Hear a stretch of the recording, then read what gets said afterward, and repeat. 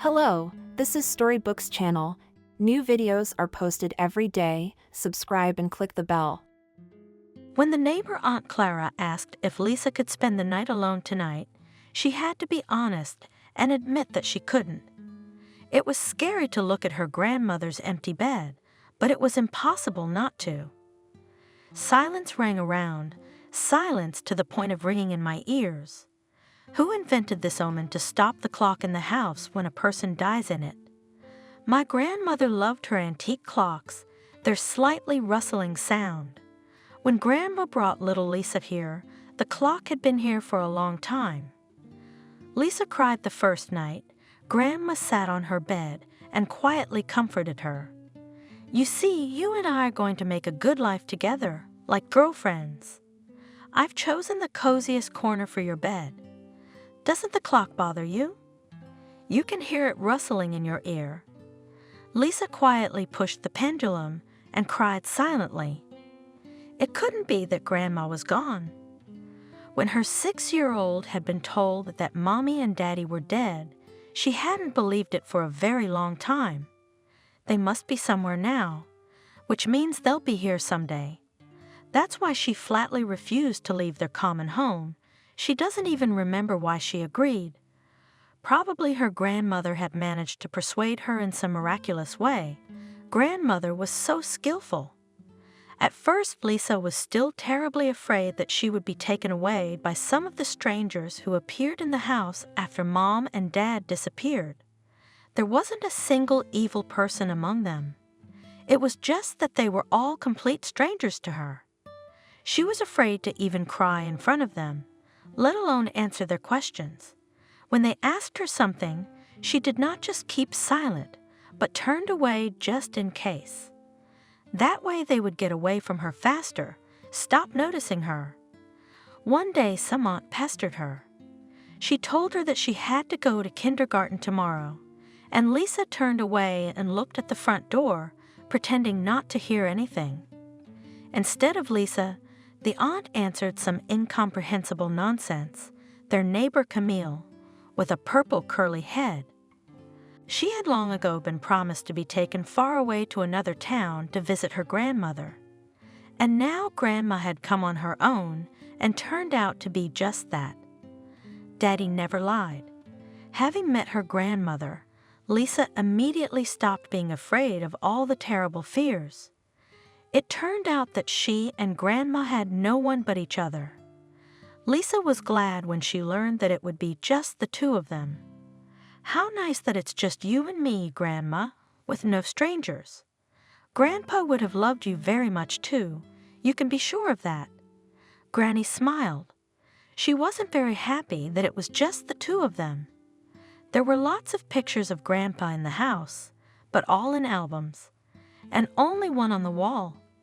It showed both a young and dark-haired uncle, cheerful and strong, sitting in a boat, and on his lap he held a little boy, a little older than Lisa, and the boy was very serious, frowning and gripping the oars tightly.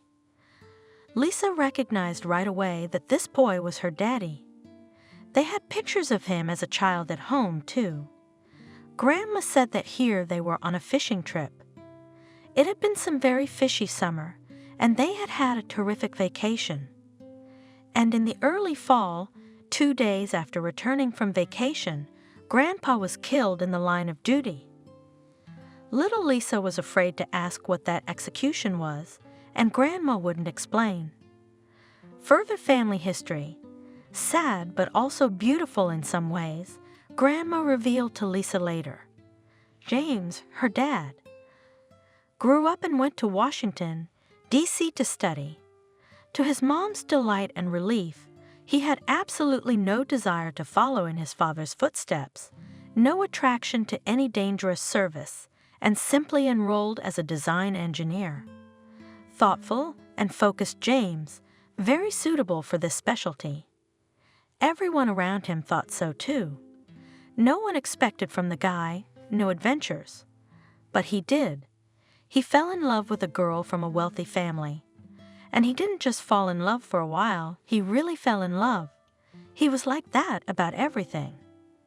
And the girl Emily, Lisa's mom, turned out to be the same way.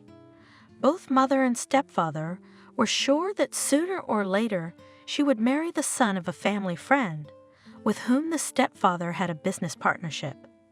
The guy was really very shallow, had been educated in England, had returned, and was making a significant contribution to his father's business. He was in his late 30s. Financial prosperity was in sight. Why not get married? Mom and stepfather, at first quietly, and then more and more frankly and firmly, began to push the student to a profitable, prosperous marriage. At first she shrugged it off, probably too carefully and for a long time, so that the family had time to realize that her refusal is not a caprice, spoiled princess. But it was also time to speak seriously. Emily slightly audibly inhaled, exhaled noisily, and announced, "The thing is, I have another fiancé." "Who is he?" Mom asked languidly, secretly hoping that the beautiful daughter went into her and knows how to find the best of the possible. And Mom was disappointed, extremely disappointed. The groom turned out to be a young engineer, yesterday's graduate, who found a job in an old construction firm. Much is decided by the family, but also the groom's mother, the widow of some provincial cop. And this, for this almost country bumpkin of a boy, his mom has raised Emily? Her Emily, with clear skin, a chiseled profile, and the softest green, almond-shaped eyes. Love? But I had love too. I loved marrying your daddy, who got involved in an obscure project and left you and me penniless. If it wasn't for Michael, you would have grown up in a dormitory. That's how my mom met my daughters. Michael's mom's husband and Emily's benefactor was brief. "You will marry Sebastian," long ago agreed. Mom was afraid of his weighty statements. Emily, for some reason, wasn't. She married her James, and her parents kept their promise, cut her out of the family. Especially since they had another girl growing up, little Kelly. Their shared daughter with Michael was surely more successful and promising than this Emily, who had inherited stupidity from her father. Grandma Lisa said, "I am passing on to you the way your mother told me, adding nothing of myself. If you want to, you can always look up your mother's side of the family. I once thought it was wrong that they weren't told of your birth, but when your parents died, my matchmakers were notified. Just know that just in case, and decide for yourself." There was nothing to decide. No one had come for Lisa except Grandma Wendy, so she had no family anymore. Now Grandma Wendy was gone, so no one at all alone in the whole wide world, unless it's Kevin. "Lisa, you knew Grandma was sick." "Yes, I realize, of course, old. I have a mother a little younger than your grandmother, as you know. But a sick heart is a sick heart. You can't help it. You have to move on, not mourn endlessly." That was Lisa's consolation, Kevin. "He convinced me to go to Washington." "What's there to catch? He's a novice car mechanic, but he's already a good one with great reviews. If Lisa rents out her and Grandma's apartment, and he adds his savings, and then gets a job quickly, they'll rent a small apartment in Washington, in a residential neighborhood, and then they'll have something to live on. Remember I told you about my ideas before, but you were so afraid to leave your grandmother. You were glued to her, and now you have nothing to hold you here." Now Lisa really had nothing to hold on to. She wouldn't dare go alone to a strange, unfamiliar city. But Washington, D.C., her mom's hometown.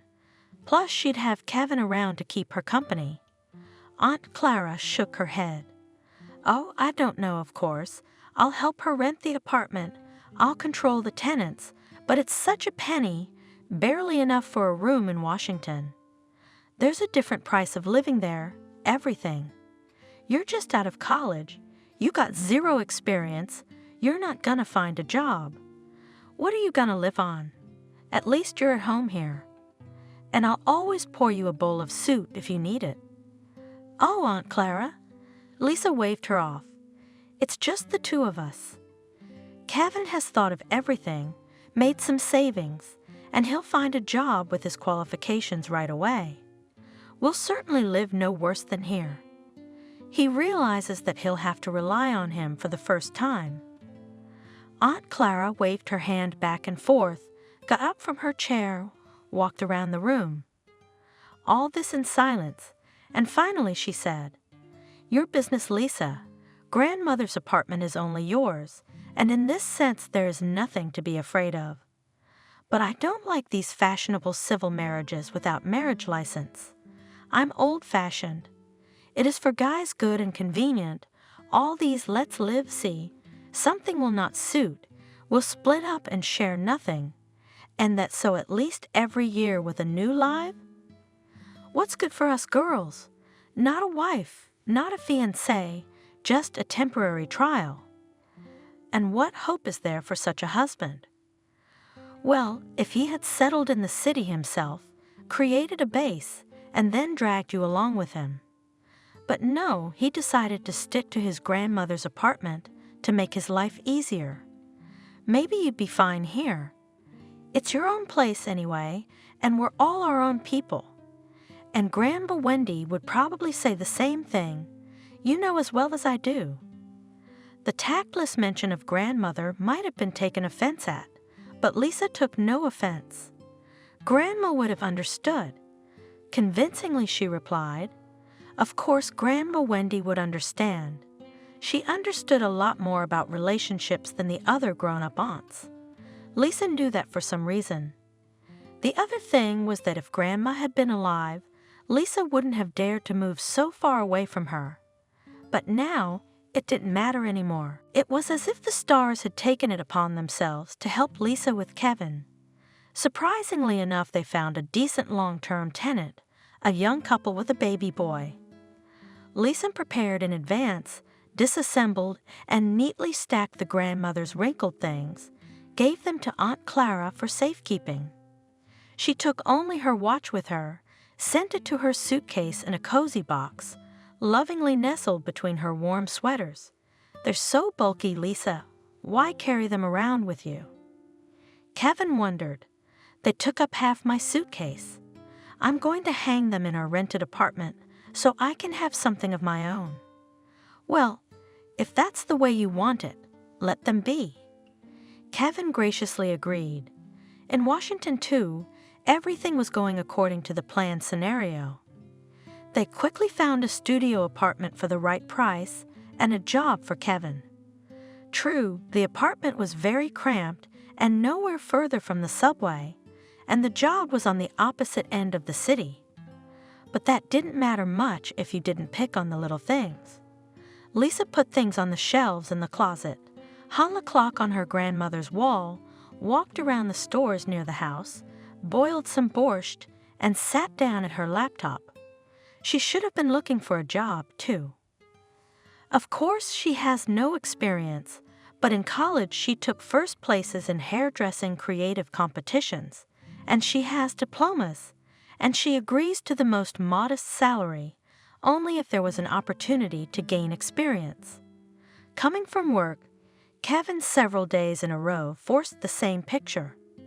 A clean apartment, lunch on the stove, a focused Lisa, frowning her forehead, sending out her resume to salons. "Lisa, don't dwell on it. From the outside, you'd think that I'm not able to provide for you, reproach you, and drive you to work. And everything is 200 times wrong. You don't have to work at all, at least as long as we're renting at this price. And if they raise the price, you can raise the price for your tenants." "No, I can't do that." Lisa sighed honestly. She told him. It was hard enough for her to rent out her and her grandmother's apartment. She could only console herself with the fact that Miranda and Charles were very nice guys, and their son David, a wonderful, cheeky big guy who liked to smile and sing songs in his crib. She couldn't let anyone worse live in their apartment, and she wouldn't be able to raise the price of these people. "Fool," You're still a little girl, my favorite fool." Kevin grinned patronizingly, hugging her. "All right, I'll take care of the problems myself. But I need you not to be busy and tired, but to wait for me at home with lunch. I'm really so tired in this car service that if you will also come crawling, the same from some beauty salon, then on only bought dumplings I will not live long. I'm not quite used to it yet, and to get anything done, I need to step up my game. Stay at home, Lisa. It'll be easier and better that way. You've got it all set up like it's our own apartment, and you can walk around town half the day so you don't get bored while I'm working. Other girls dream of having a boyfriend to support them, and you want to work, capricious." Lisa was embarrassed. It's true, she's like a little girl. She'll earn 3 cents and deprive her Kevin of a fresh lunch and dinner every day. If they don't throw their money around, they can get by. It's not like she's going to the theaters and concerts. That's fine.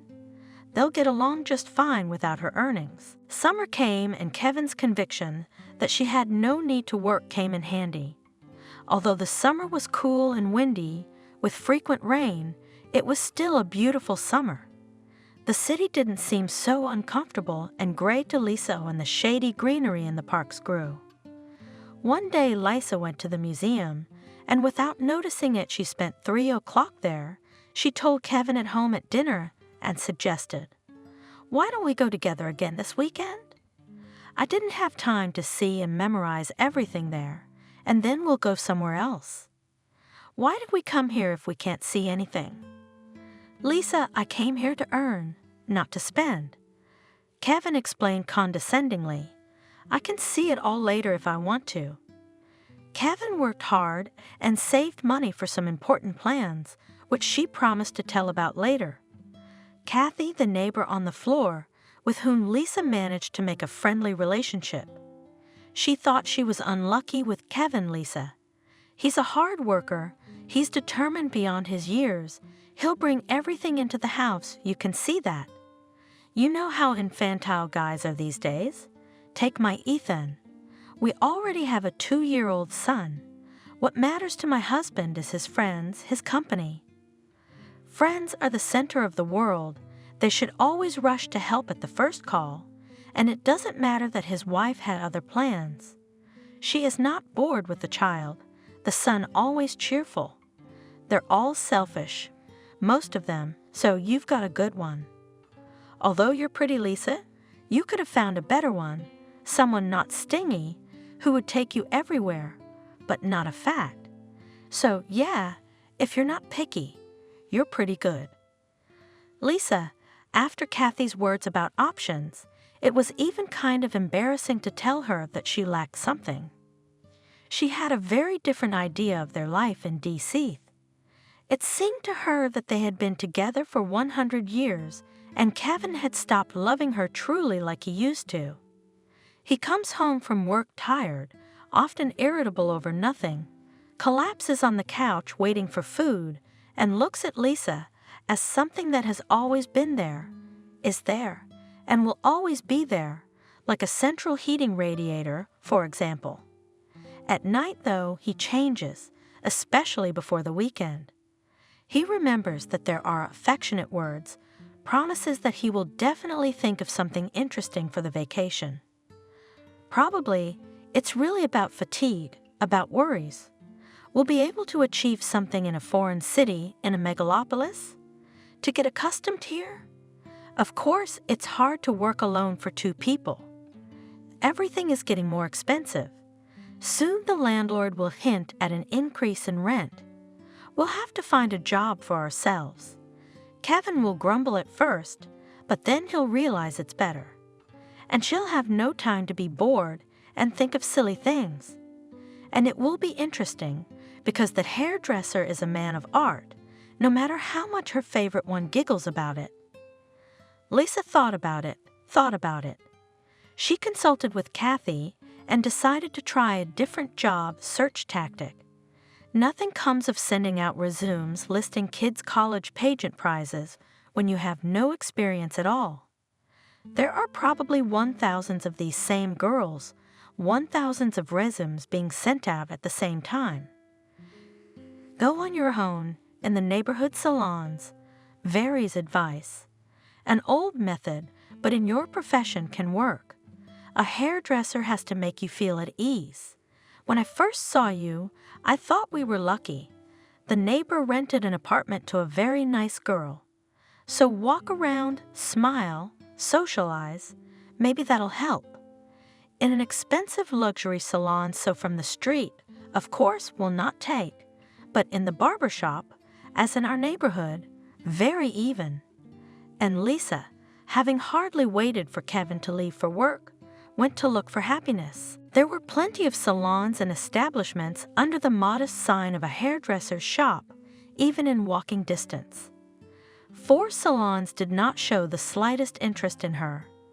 But in a tiny, modest semi-basement under the glamorous name of Orchid, bored full brunette, after a short survey, Lisa revived. "Oh, I need a replacement. My shifter is not a bad girl, but she has a stormy personal life and responsibility is not her thing at all. A word from another planet. She has to be replaced all the time. The owner doesn't care which one of us works, as long as it's not at a loss, but I'm really sick of this unpredictability, and it's useless to talk. I can tell you're different. If I put the owner on the spot, it's either me or Jenna, he'll ask her, because he knows exactly who's worth what. He doesn't pay much, so he doesn't have the nerve to expect a super master. It's just convenient for me that I live on the floor above our salon. I would have looked for something better a long time ago, but it's convenient to run from here, to take my daughter home from school. Contingent we also local, for years the same grandmothers and aunts, the requirements without much fantasy. I'm sure you've been practicing on the same neighbors back home." "Yeah. Well, nothing unexpected. Leave Lisa's cell phone number. I'll be sure to call you when I hop up to introduce myself to our Benjamin. My name is Nancy. I promised to get him ready." Lisa liked Nancy and her confidence was reassuring, but for some reason the air in the semi-basement seemed somehow stuffy, sickly sweet. Then dizziness and nausea set in under her throat. She said a polite goodbye and hurried outside, where she barely made it to the far corner of the house before vomiting into the grass. She felt a little better, but suddenly she felt weak, as if all her strength had gone at once. Lisa was a little frightened and decided not to go home, but first to Kathy. "Kathy, maybe I'll get a job, but it's a long shot," she said from the doorstep. "Are you so pale?" Kathy marveled, barely looking at her face. "Oh, I may have poisoned myself." Lisa sighed and told her what had happened to her. Kathy shook her head thoughtfully. "I don't want to frighten you, but it's better to check and rule out assumptions. I have a test in my medicine cabinet somewhere." "What kind of test?" "I don't get it, Lisa." "Are you 100% sure you can't be pregnant?" "Then I'm jealous. I'm jealous of Kathy." "Do you think we're from the middle of nowhere?" Lisa smiled. "Of course we are, Kevin." Lisa wasn't used to discussing such things with anyone, so she didn't explain further. "Yes, I believe every word you say." Kathy nodded. "When people tell me how handsome Robert is, I respond. What do you want?" "It's electronically verified. We planned for later, 5 years from now, but he had his own way." "Here, I found the test, and don't think about all the horrors beforehand. Maybe there's nothing, or maybe there is, but everything will be fine." Why hadn't she thought to ask Kathy how best to break the news? Hinting was stupid. It should be straightforward, only at the right moment, not on the doorstep, but when Kevin had eaten dinner and had had a little rest. Lisa waited until nightfall, and when the lights went out, she said in a half-whisper, "Kevin, I'm pregnant." "That's for sure. The smell in the barber shop made me sick. Kathy, she gave me a test, and it showed 2 stripes. "Lisa, don't joke about that." Kevin said sweetly. "You know I don't accept such stupid jokes, I'm serious." Kathy told me that they had Robert as well, in spite of the arrangements. It's not that uncommon. No method can be completely 100% trusted. Lisa didn't know what to say next. She fell silent, and silence hung. Only the grandmother clock rustled on the wall. Why is Kevin silent as well? Is he gathering his thoughts? Now he would hug her, say, "Don't worry, Lisa, we'll grow up. You found a problem, I'll fix it." It must have been half an hour before Lisa decided to speak again. "Kevin, I'm scared when you're so quiet. Lisa, I don't want to say it's your fault, so go to the doctor tomorrow and find out how much it costs to get it out quickly. And I'll give you whatever you need from my savings." She heard some completely alien voice. Lisa reached a shivering, suddenly frozen hand over her head, fumbled for the switch on the wall sconce, and turned on the light, as if she wanted to make sure it was her Kevin next to her. It was him, and he shaded the light with his hand. "What else are you going to do to me?" "Lisa, you're not hysterical. Are you going to tell me you want a baby?" "But that's nonsense. Why do we need one, especially now?" Lisa tried to catch his eye, but he averted his gaze with his palm and curved his mouth. She suddenly regained the ability to speak. "I didn't want anyone, because I didn't think about it. I can't abort. If there's already a child, I'll love it.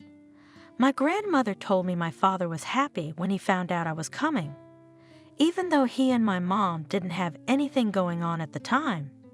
He just loved her very much, so he loved their baby right away, which was me. Of course, your daddy's the noble knight, and I'm the scoundrel. Did you ever think that he hoped to make peace with his rich wife's family by having a child? No? That's life, baby." Lisa silently slicked her feet into her flip-flops, went into the kitchen and cried, resting her head on the table. Was her daddy counting on something or not? He still couldn't, so to speak. Quick. This, clean it up. She knows for a fact he couldn't have. She carried with her, behind her passport cover, a small photograph of James and Emily squatting, holding the handles on either side of a tiny little girl in a crimson jumpsuit, just now learning to walk. "Daddy, Mommy, there's no one else to support me." Lisa Wells stopped crying. I heard a good-natured voice above me. "Go to sleep tomorrow. If you're afraid, I'll take you to the doctor myself."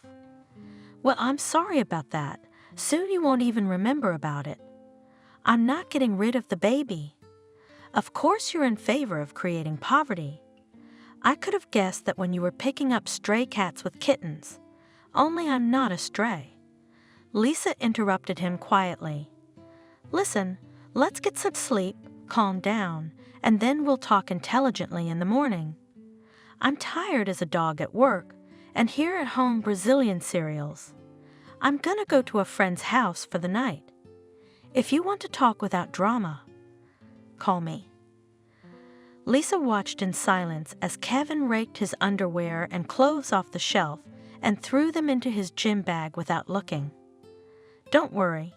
He'll play the free wolf, cool down and come back and apologize. You main thing at once, do not talk to him, and make first pretend that morally offended and convinced that perfectly well do without him." Lisa reassured and admonished Kathy. "I don't have to pretend. I can get along just fine without him. Even if it's not fine, it's terrible. You'll still have to get by somehow." Gloomily, Lisa assured him. "Why are you so downhearted?" Kathy continued to comfort her, not very confidently. Lisa interrupted her. "I'm sorry, Kathy. You're the best, but don't have any of this. He doesn't need me. I saw that last night. I don't understand why I didn't see it before. Not when I was comfortable needed. Aunt Clara was right. If I didn't have money for my grandmother's rent, he wouldn't have called me here. He'd have left alone. Promised to come back for me and disappeared. He's disappeared anyway. Lisa couldn't take it anymore and burst into tears again. She cried and was angry at herself for crying, for not being able to hold it in. It was as if Kathy had read her mind. That's right. Don't be ashamed of me. Cry as much as you need to. You'll calm down quicker that way. I know what I'm talking about. We fools believe that we are loved, that they will take care of us. Sometimes we are lucky not to be wrong, but often we are not. Kevin didn't come back. Calming down, if you could call it that, her quiet, confused state, Lisa looked around and realized there were no things left in the apartment for him to come back for. All the little things they had managed to buy in the household only mattered to Lisa herself. Kevin had taken his clothes. Where does he live now? With the single Noah he'd made friends with at his new job. He loved the coziness and the lunches Lisa cooked from his grandmother's recipe with imagination. Was he so scared of the baby that he was even willing to sacrifice his comfort? Lisa endured a whole week and still dialed his number. The subscriber's phone was switched off or out of range. Maybe she should go to his workplace. Kathy reasoned aloud, which conveyed Lisa's confusion. Do you want me to ask Ethan? He won't say no. He's such a chatterbox, it's not hard for him. He'll talk man to man, at least find out how your Kevin's feeling. Like you can't see it already. Lisa looked up at her. She'd lost weight, her face had gotten gaunt in the last week, and her anxious green-brown eyes seemed huge on him. Maybe he's not sure yet. Do you know how cowardly they really are? Uh-huh. Lisa smiled strainedly. I'm all out of money. I've gotten into an untouchable transfer from my grandmother's apartment, which I'm using to pay for this place. If I keep eating this money, I won't be able to pay the landlord here any time soon, not even next month. And I can't not eat. I'm very hungry for some reason. And Kevin knows my money situation, and he doesn't care. What have you decided about the baby? Kathy asked cautiously. I don't know what I've decided. I could feed myself, but the baby how? What will we live on when he's born and I can't work yet? I have no one, Kathy. I don't even have anyone to come to ask to babysit while I work. And I can't get rid of him. Don't look at me like that. I can't, that's all. I think it would be even worse then than it is now. Kathy walked around the kitchen, looked in the spice jars, and said, If your creep doesn't show up, you can always go home. At least there are all those aunts there, who were friends with your grandmother, will help you with something. But it's a last resort to go back without a dime. Your sentence is still quite short. You could have time to get a job here in Washington. Ideally, officially, of course, maternity leave. Employers don't like it when it's clear. They say you got a job on purpose, but they have their truth, you have yours. You need to live, and they will not take away. But with your profession and no experience, it may not work out that way. So at least you'll have something. I'll always buy you a meal and feed you if you need it. You won't run out. If you don't spend your paycheck, you'll save up some money here and come back to your town with a small reserve for the first time. Or maybe you'll be lucky enough to find something decent. Then you can stay in D.C. as long as you want. Maybe I'm wrong, but that's what I'd do if I were you. Work first, and then we'll see. Lisa thought that's what she'd do. She just did. Half an hour later, her cell phone rang. It was Nancy from the Orchid. Lisa, hi. Listen, I won't tell you over the phone, but I think there's something for you. Benjamin wants to see you. He said he'd be at the salon by 3 o'clock this afternoon. So you should come too. Do you want your papers? Yeah, I doubt he'll be looking at your papers right away. Well, take a passport just in case, that you are not some Asian citizen, for example. Nancy laughed. I have no idea what he'll think of our unpredictable. Unpredictable.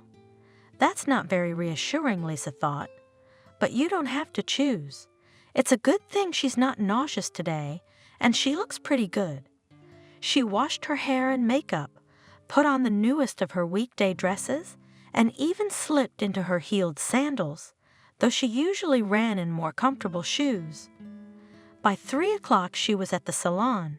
The director had to wait another half hour. Lisa was having coffee with Nancy and a customer from the next door, a bright, freshly painted redhead, a cheerful lady. "The bosses aren't late. The bosses are late, girls," announced the lady, wiggling funny. She entertained Lisa and Nancy with funny life stories, and the wait was neither anxious nor boring. But when the principal did arrive, the hilarious customer quickly said goodbye and left. "Nancy, instead of talking, why don't you clean this place up for once?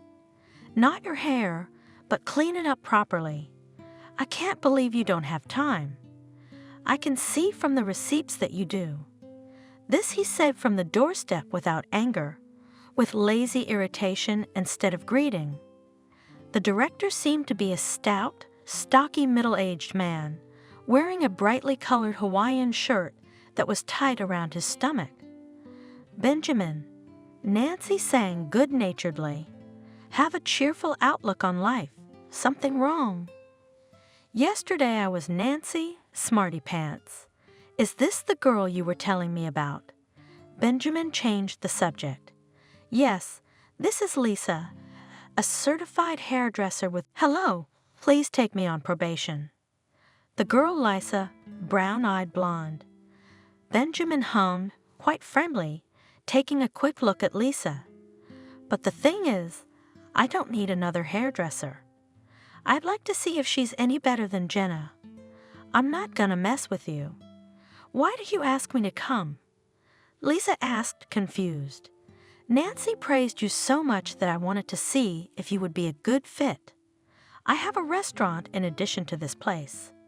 Now I need another waitress, a pretty and smart one. Urgently, it's summer, the people went. I do not have time to go through the ads and do not really want to waste time. If it suits you, you'll earn money over the summer. Tips are and nothing, as far as I know, and in the fall we'll see. I'm just saying I won't make it official. It's not profitable for me. I do not have such fancy establishments. In the fall tourists will be less. Maybe half of them will have to be fired. As is usually the case, the work is seasonal. I'm on my way there right now. I can take you with me. You take a look around, see what you like, then we'll talk about shift pay." "Yes, thanks for the offer, of course I'll go." Lisa agreed right away. There's no point in pretending to be something. She's in the wrong situation. How long will she look for a job in her specialty? What if she's already in a position to be seen? And will she find one at all? You could end up with nothing, and this is a chance. Nancy, behind Benjamin's back, nodded quickly and waved her hand in the affirmative.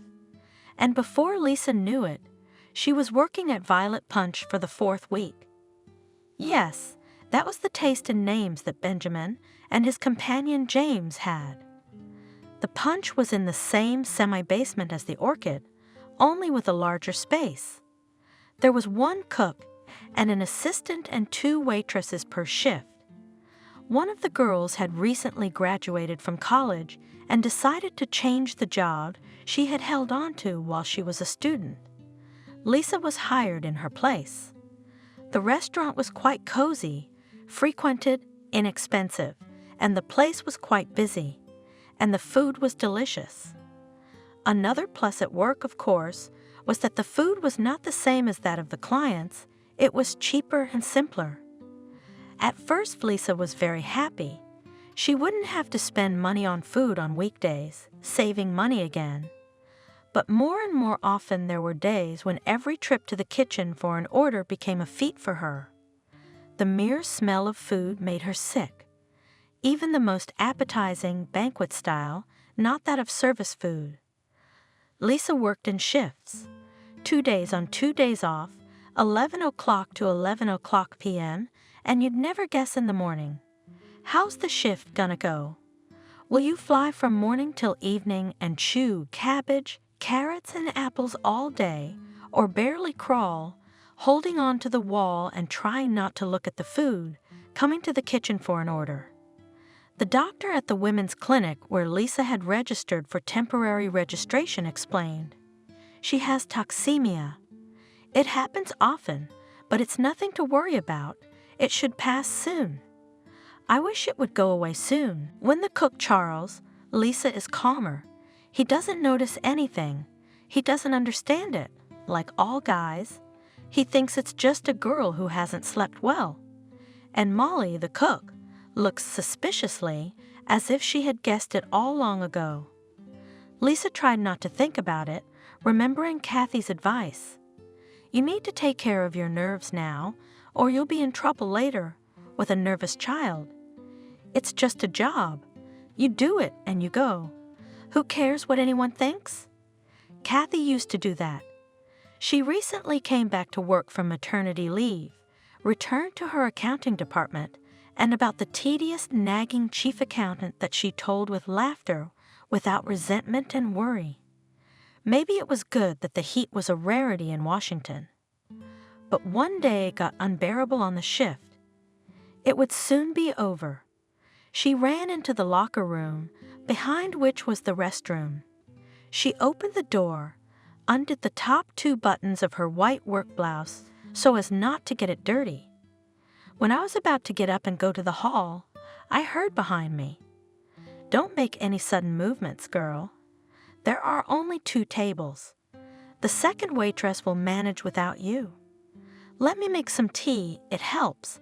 I've got a lot of mint growing in my cottage. I'll give it to you at home if you want it. Ginger tea also helps, and you should eat more often and sleep more. I've had 2, I know." Molly looked at Lisa without mockery, but also without pity, with calm understanding and sympathy.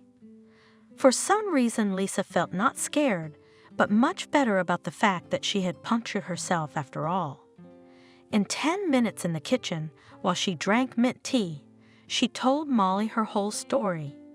The usual story, she said. "Molly, are you going to take the groceries?" James asked behind her back. "Hello, Molly." In turn, Molly asked, deliberately mocking. Lisa even forgot that she was sick and realized with sober horror that James could have heard their conversation. This companion of Benjamin's, young, thin, and silent, really frightened her for some reason, unpleasant. He always came in unheard, his gait. With the cooks he sometimes says hello, even says something else. But the washers and waitresses are furniture, they never even dignify him with a word. Lisa jumped up at his discovery and happily clung to the elbow of Adriana, who had appeared in the kitchen. "Oh, Adriana, let's go for a second." Come on," said Adriana as soon as they were out the door. "So what? I had tea in the kitchen. There are no people in the hall. Don't be afraid of this, James. Benjamin is in charge, and this one is just pretending."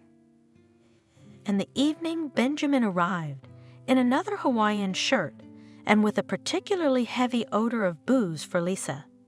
He called Lisa into the kitchen room, the accountant's office. He examined the girl squeamishly and tiredly handed her an envelope. "This is your salary for the month. Check everything honestly. You don't work anymore." "Why?" Lisa asked with barely moving lips. How insolent modern girls are, especially from the periphery, like you. Why do you think you have the right to lie and set someone up when you've been stupid enough to get pregnant? Something happens to you at work. This is also in some labor inspectorate will go and tell how the bastard director did not register you for work, exploited you, and you will demand maternity money. I won't scold you and scare you, so that you don't faint immediately. I'm just asking you to go quietly and don't try to pull something like that. He was almost friendly, without anger, his voice smooth and lazy. Lisa had a lot of things she wanted to say, but she kept quiet. She wanted to toss him his money, but silently took the envelope. It would come in handy. It wasn't even for her. Let's really take this one somewhere, shall we? Kathy suggested it. Do you want me to report him for poisoning at his diner? Yeah, they'll just fire Molly or Charles. Lisa shook her head. Oh, right, that's out.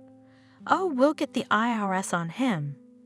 I'll say 2 times the check was not given at the service or sanitation or the fire department.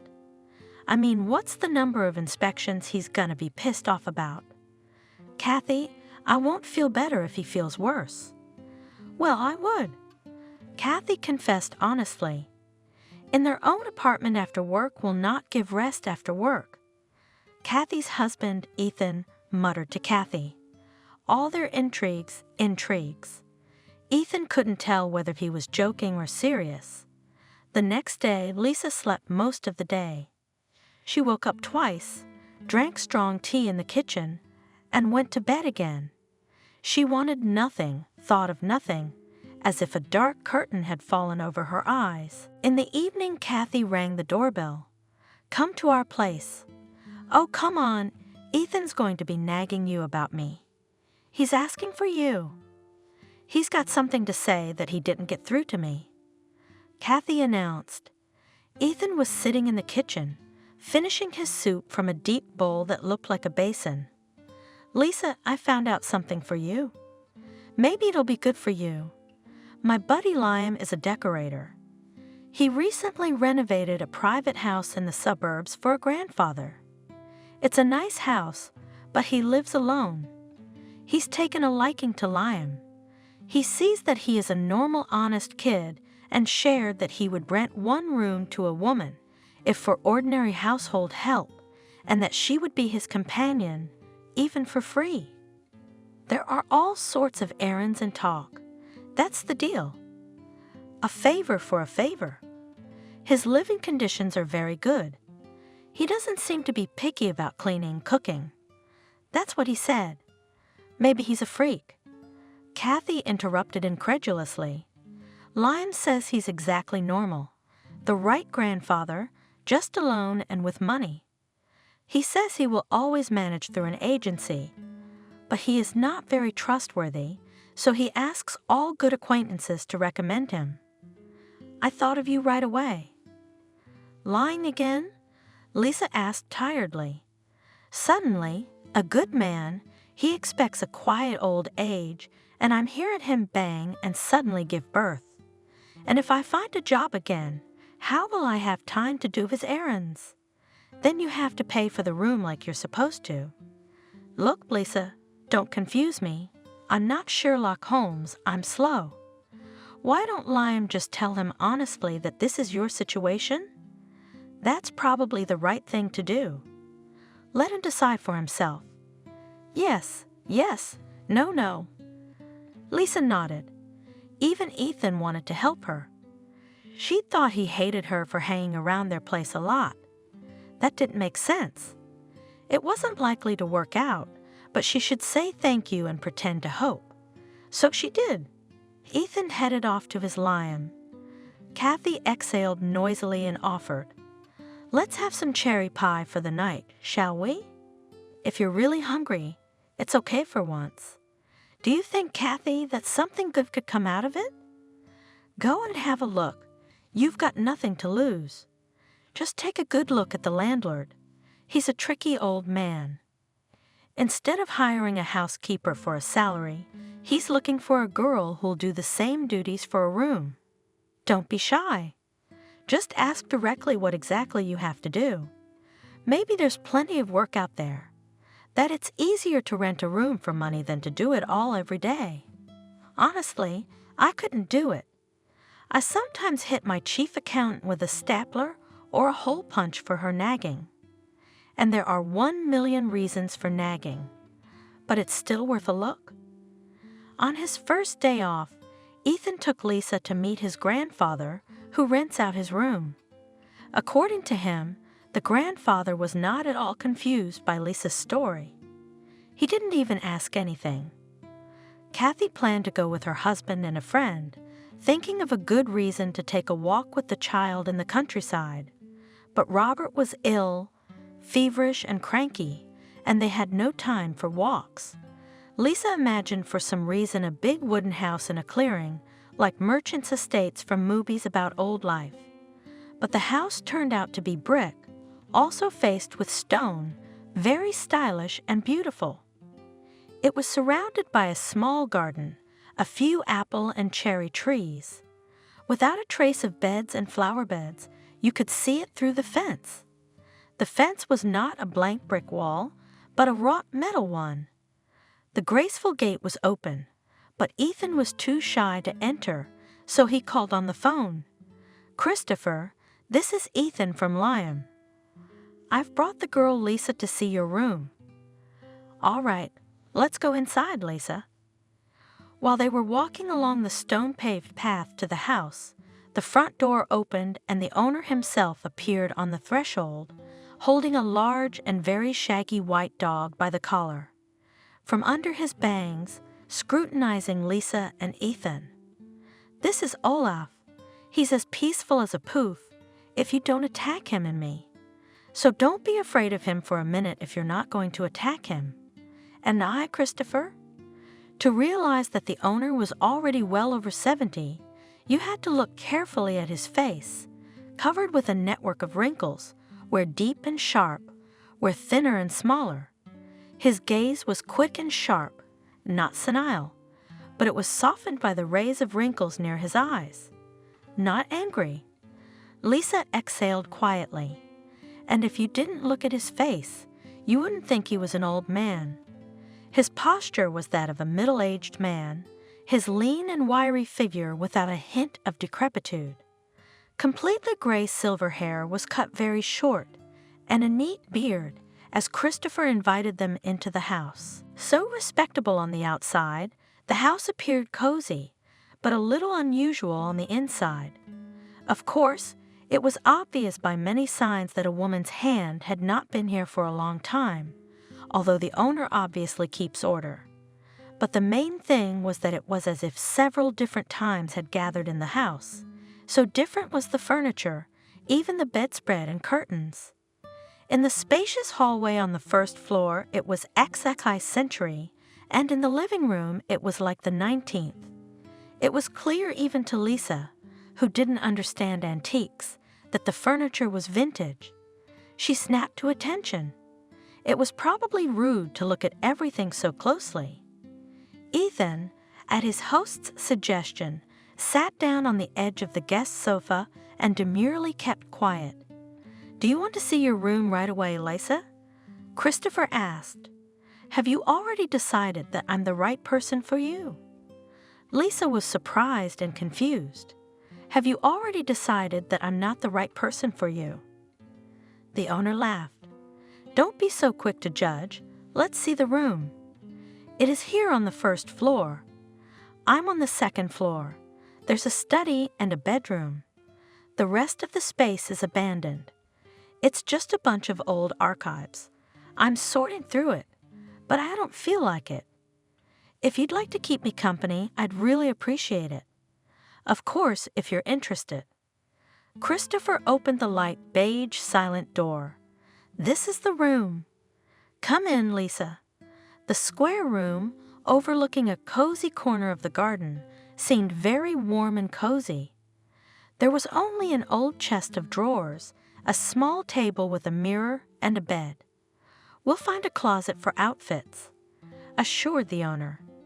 "If you don't like the curtains, change them. The main thing is not to tear down the load-bearing walls, and the rest is negotiable and solvable." Lisa remembered Kathy's instructions. "Christopher, I like the room. I just need you to tell me all your conditions at once in detail. You told Liam that you're renting out the place for household help, and I want to know what my duties will be. I'm conscientious. But you know I have some difficulties. What a businesslike girl you are." The owner smiled. "Your difficulties, as you put it, do not interfere. Maybe it will sound strange what I will tell you, but try to understand. I know you have no one. I don't have anyone either. I could hire a pro housekeeper, and I have, but I don't want to anymore. It's uncomfortable having someone else's professional servant in the house. I don't have a need for the house to be perfectly cleaned like a magazine, and I need to be served like a luxury hotel. I need a live person in the house badly. I like you, and I don't like all people. And household chores without fanaticism, all the same things you would do if I were your dad or grandfather, living under the same roof with you. Little by little according to mood, so that you do not doubt, this is not charity. This kind of work is worth about the price of a house. If you help me with the archive, that would be the most wonderful thing. I'll pay you as a secretary for that. Lisa had imagined the conversation with the owner of the house differently, and she had imagined him differently while she was on her way here. It seemed suspicious that everything was going so well. Well, she'll find out the pitfalls later. Christopher, when can we move in? If your friend Ethan is willing to drive up and down to get your stuff, you can move in today. I'll give you money to stop by, buy us dinner, celebrate the housewarming. Yeah, I'll make dinner. Lisa promised. Let's go ask Ethan. It turns out that archives are not dusty and boring documents, but a very interesting thing. It's like reading a screenplay, only it was all real. Especially the diaries, they're alive. Something like the magicians of books, when there were no computers, and even typewriter was far from everyone and only at work.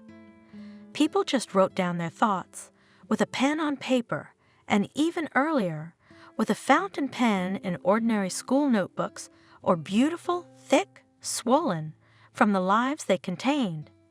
And people had enough time for that, despite the fact that there were almost no household appliances, and life itself wasn't any easier.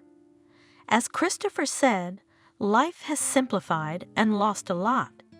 No, there are a lot of good things now, but the old good things had better stay. It was very interesting with him in general.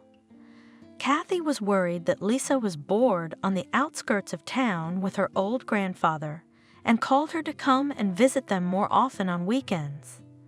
Lisa was happy to come, went for a couple of walks with Kathy and Robert around Washington, D.C., and then was just as happy to come back. "Oh, come on, my bunnies, I've got to go home," she said last Saturday, and surprised herself. At the same time as Kathy, she already thought of this house and the room in it as her real home, the one she'd lived in for a long time. And her grandmother's clock seemed to have always hung on the wall opposite her bed, where Christopher had hung it. "Not picking on you, Grandpa?" Kathy asked. "Well, about the variety of the menu, or that you put things in the wrong place when cleaning, that you're not neat enough or lazy? I mean, what kind of grudges can grandfathers have? Probably like my Ethan, only twice as much because of his age. To be honest, it's hard for me to even imagine Christopher as a fastidious old man." Lisa laughed. "It turns out that I don't do anything heavy at all, just basic things, the same things I did when I lived with my grandmother. Dinner, simple cleaning, and Christopher takes away my cleaning supplies if he thinks I should be tired by now. And he's always spoiling me with all kinds of good food. He says he bought it for himself, but he barely touches it. Kathy, he's not a typical grandfather. There was this story. There was a regular old professor, Professor Emeritus. He was inventing innovations for American industry and the military. And he had two favorite students. Both of them had been working with him for years. And then he started some big project, and he was really hoping to move it forward. One of his pupils worked with him on the technical part, and the other one was more forceful and dodgy, running through all kinds of instances. He was trying to get funding or some permits. For me, these technical scientific works are just a dark forest. I only realized one thing about them. They are very long, and the result is not always what you expect. And while these companions were working, the funding ran out. Soon there will be nothing to eat. It is unclear who will pay for the work at all. Already at least from the house all the valuable things in the pawn shop. And when everything was ready, one of the companion students disappeared. The one with the punching bag. Kathy guessed, took all the designs with him and took off. That's what it was all about. That's what it was. He went to the north, patented an invention there, provided for himself and his children for life. And these two honest martyrs of science, the professor almost had a stroke. He was ill for a long time, barely survived, and when he got back on his feet, his wife also took him to the north, persuaded him. She had a close relative living there, married very well, and the second student stayed here in Washington. At first he thought he'd get drunk, but then somehow it all worked out.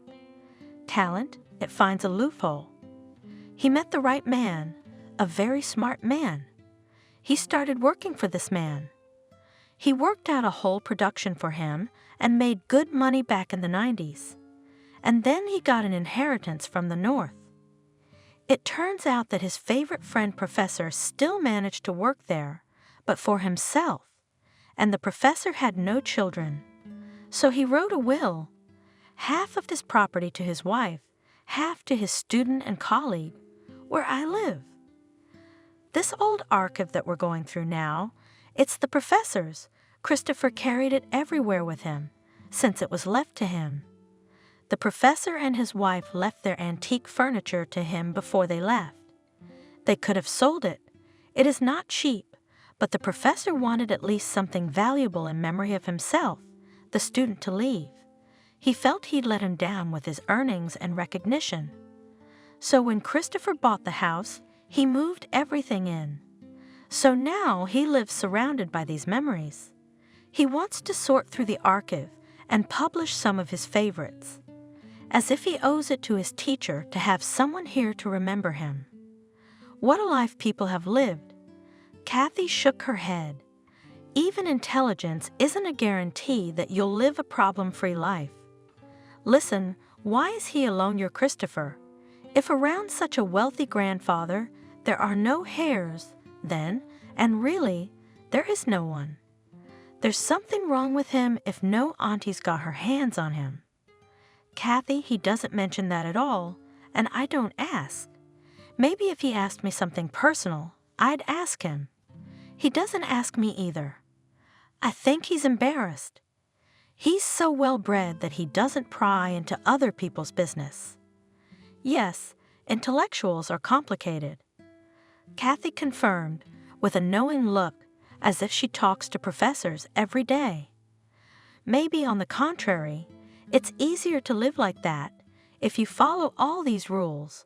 I won't make any predictions, so as not to jinx it, but so far, you seem to be having a good time. You've even gotten prettier. Even though you're digging through dusty archives.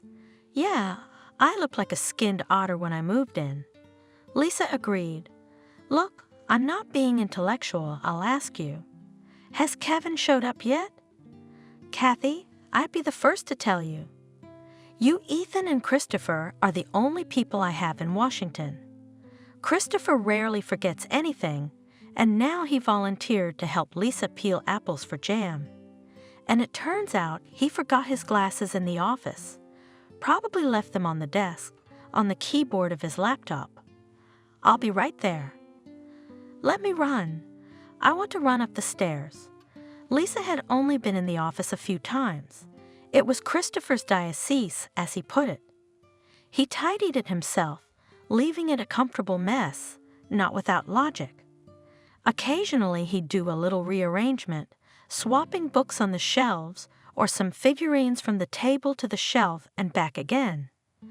Now on his antique desk next to his laptop, besides his glasses, there was a chessboard with bone chess and a small photograph in a thin wooden frame. Lisa hadn't noticed any pictures in the study before, at least not in prominent places. In the black and white amateur photo, a little girl with 2 ponytails on top of her head, lying on the sand in a swath of sea surf, laughing and hugging a large striped bouncy ball. Lisa remembers every detail of this photo very well. She has the same one in her backpack, in the same folder with her passport, diploma, and several expensive photos. Christopher, the photo of the girl at sea. Where did you get it? Lisa asked, forgetting her shyness as soon as she went down to the kitchen and handed the owner of the house her glasses. I took this photo. I was into photography, Christopher replied. He looked anxiously at Lisa's face and listened to her strange mood. This is my daughter, Emily. I carry the same picture with me, and it came here with me. That's my mom, Emily, but she's not your daughter. A good memory is not always a blessing. It's sometimes a curse. The beautiful Vanessa, whom he had adored until their last day together, as he had on their wedding day, stood before him a complete stranger. She had become even more beautiful in the week that Christopher had not seen her, but somehow different. A well-groomed, magazine beauty that could not be touched without danger. It suited her very well, and that gold, and that fur coat in which the man she had gone to had dressed her. And she said terrible things in her perfectly calm, quiet, and gentle voice. I don't want the child to flit back and forth. She's still young.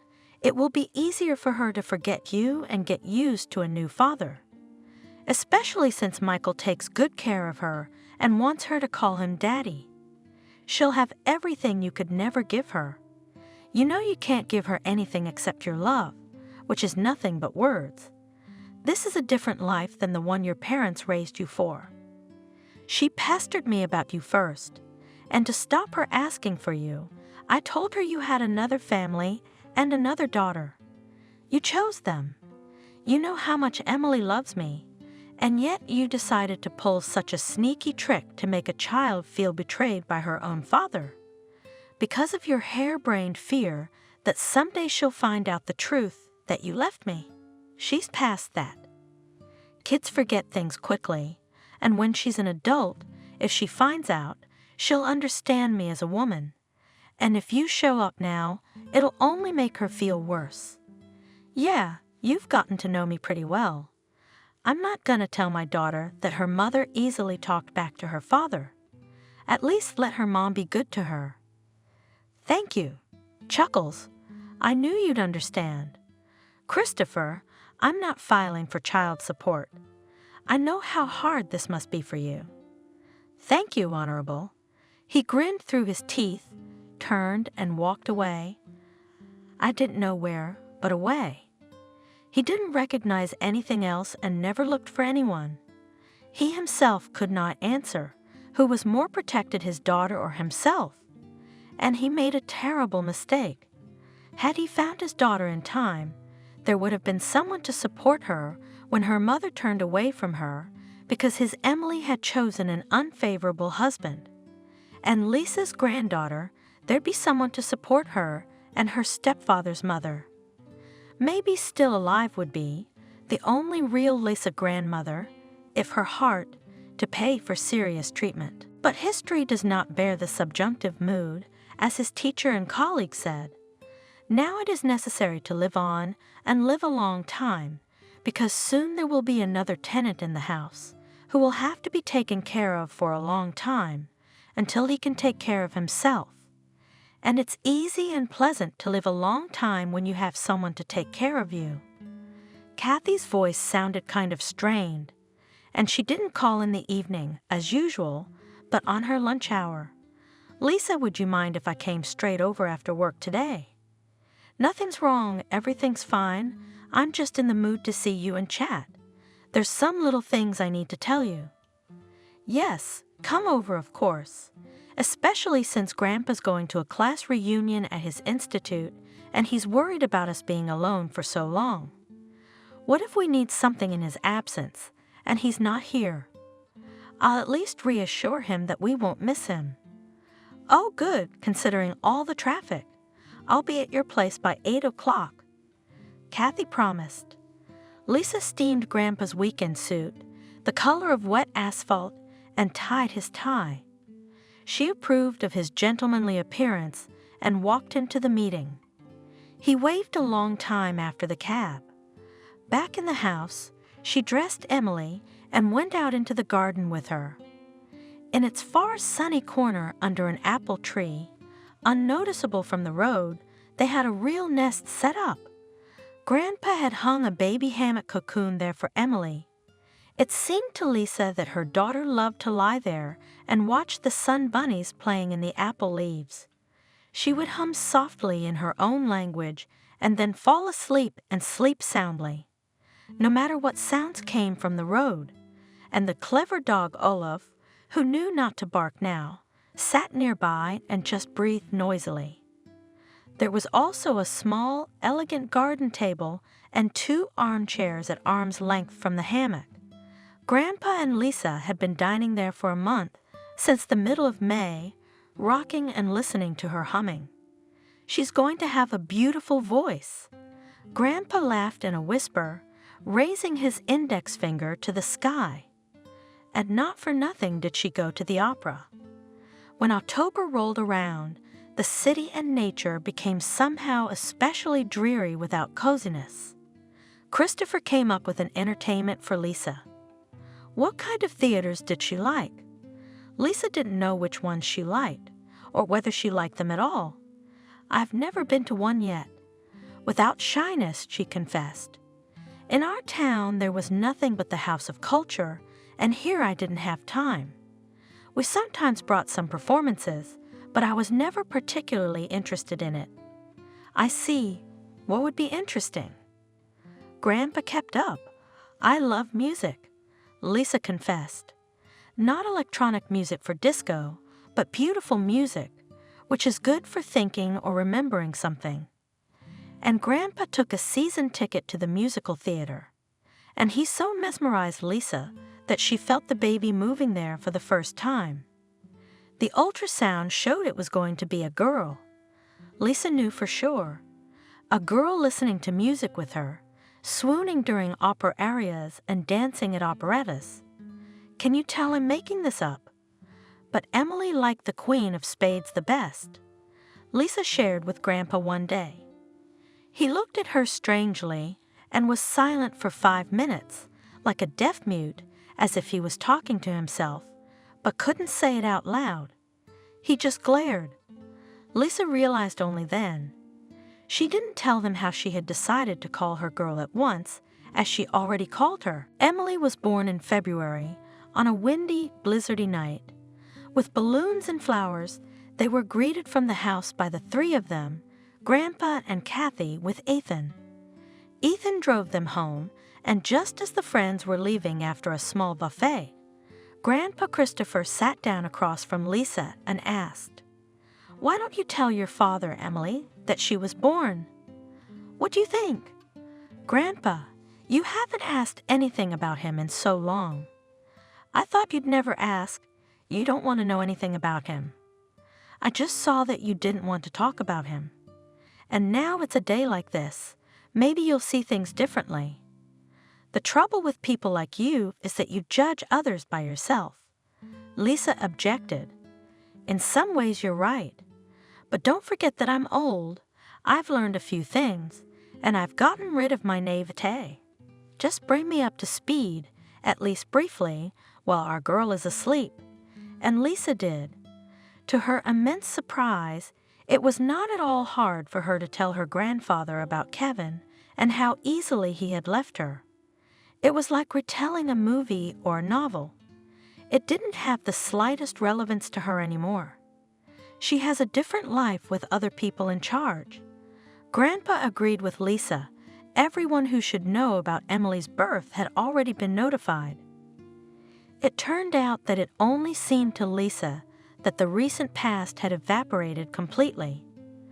Kathy tipped it over, looked at a lump at the sleeping Emily and said, sitting down on the edge of the chair, "Lisa, you'll just have to forgive me. I beg you in advance. I'm a fool, I admit it. Don't scare me with your preambles, Lisa warned me. She had almost no doubts about what she was going to talk about. We had a big corporate retreat at work. 20th anniversary of the company. A campground, a barbecue. Toward the end of the evening, we hit the bumps to talk. Well, we have a purely female company gathered on the open veranda, all ages from 30 to 55. And there was the usual conversation about how hard it is to raise a child alone, that say, it is better not to decide on it at all. It's always poverty problems. And somehow everyone fell into such pessimism, strange for a corporate party, that I wanted to tell something good, saying that it's not always so bad. So I told your story, how you found your grandfather. I didn't even say your name, but I told them you were my friend. The girls were surprised, happy for you and your daughter, cheerful. It would seem that was the end of it, but it wasn't. A day later, on Sunday, the doorbell rings. There's your ex on the doorstep, looking for you. I let him in, of course, because I'm not rude. Actually, I was just confused by the surprise and forgot that I should have turned on boorish. I said, "This is a phenomenon." And then he started to me obviously according to the prepared scenario. Apparently, he realizes that I consider him a scoundrel, and he completely agrees he is a scoundrel, but only realized everything, and so on in the same style. Probably watched a couple shows as a guide. I'm sitting there nodding, pretending to be touched by his remorse.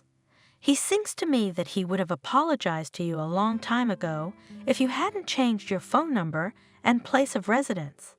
He lost track of you, you see, and he's just now decided to ask me. He was so ashamed to show up. I was too lazy to even ask him tricky questions. I was so disgusted. They're taking me for a fool. No, I don't claim to be a smart woman, but not to that extent. How do I get away from him? I don't know. It's a shame Ethan was out fishing with Liam. That would have been easier. Kevin started begging me, "Give me an address, at least give me a phone number." So I said, "I have my own life and my own business. I don't have time to deal with other people's. We haven't talked for a long time since we separated. We were just roommates. Maybe Lisa went home. Why don't you go to your town if you have to?" And he didn't believe me for a second. Here we go. Don't lie to me, Kathy. I didn't do anything to hurt you. He's angry and about to threaten me, even though it's not good for him. I was lucky there was no bite, and Ethan got home early. So Ethan kicked him out. Talked to him in the street. Kathy paused for a big sip of frozen coffee, patted Olaf's withers, and without waiting for Lisa to comment, continued.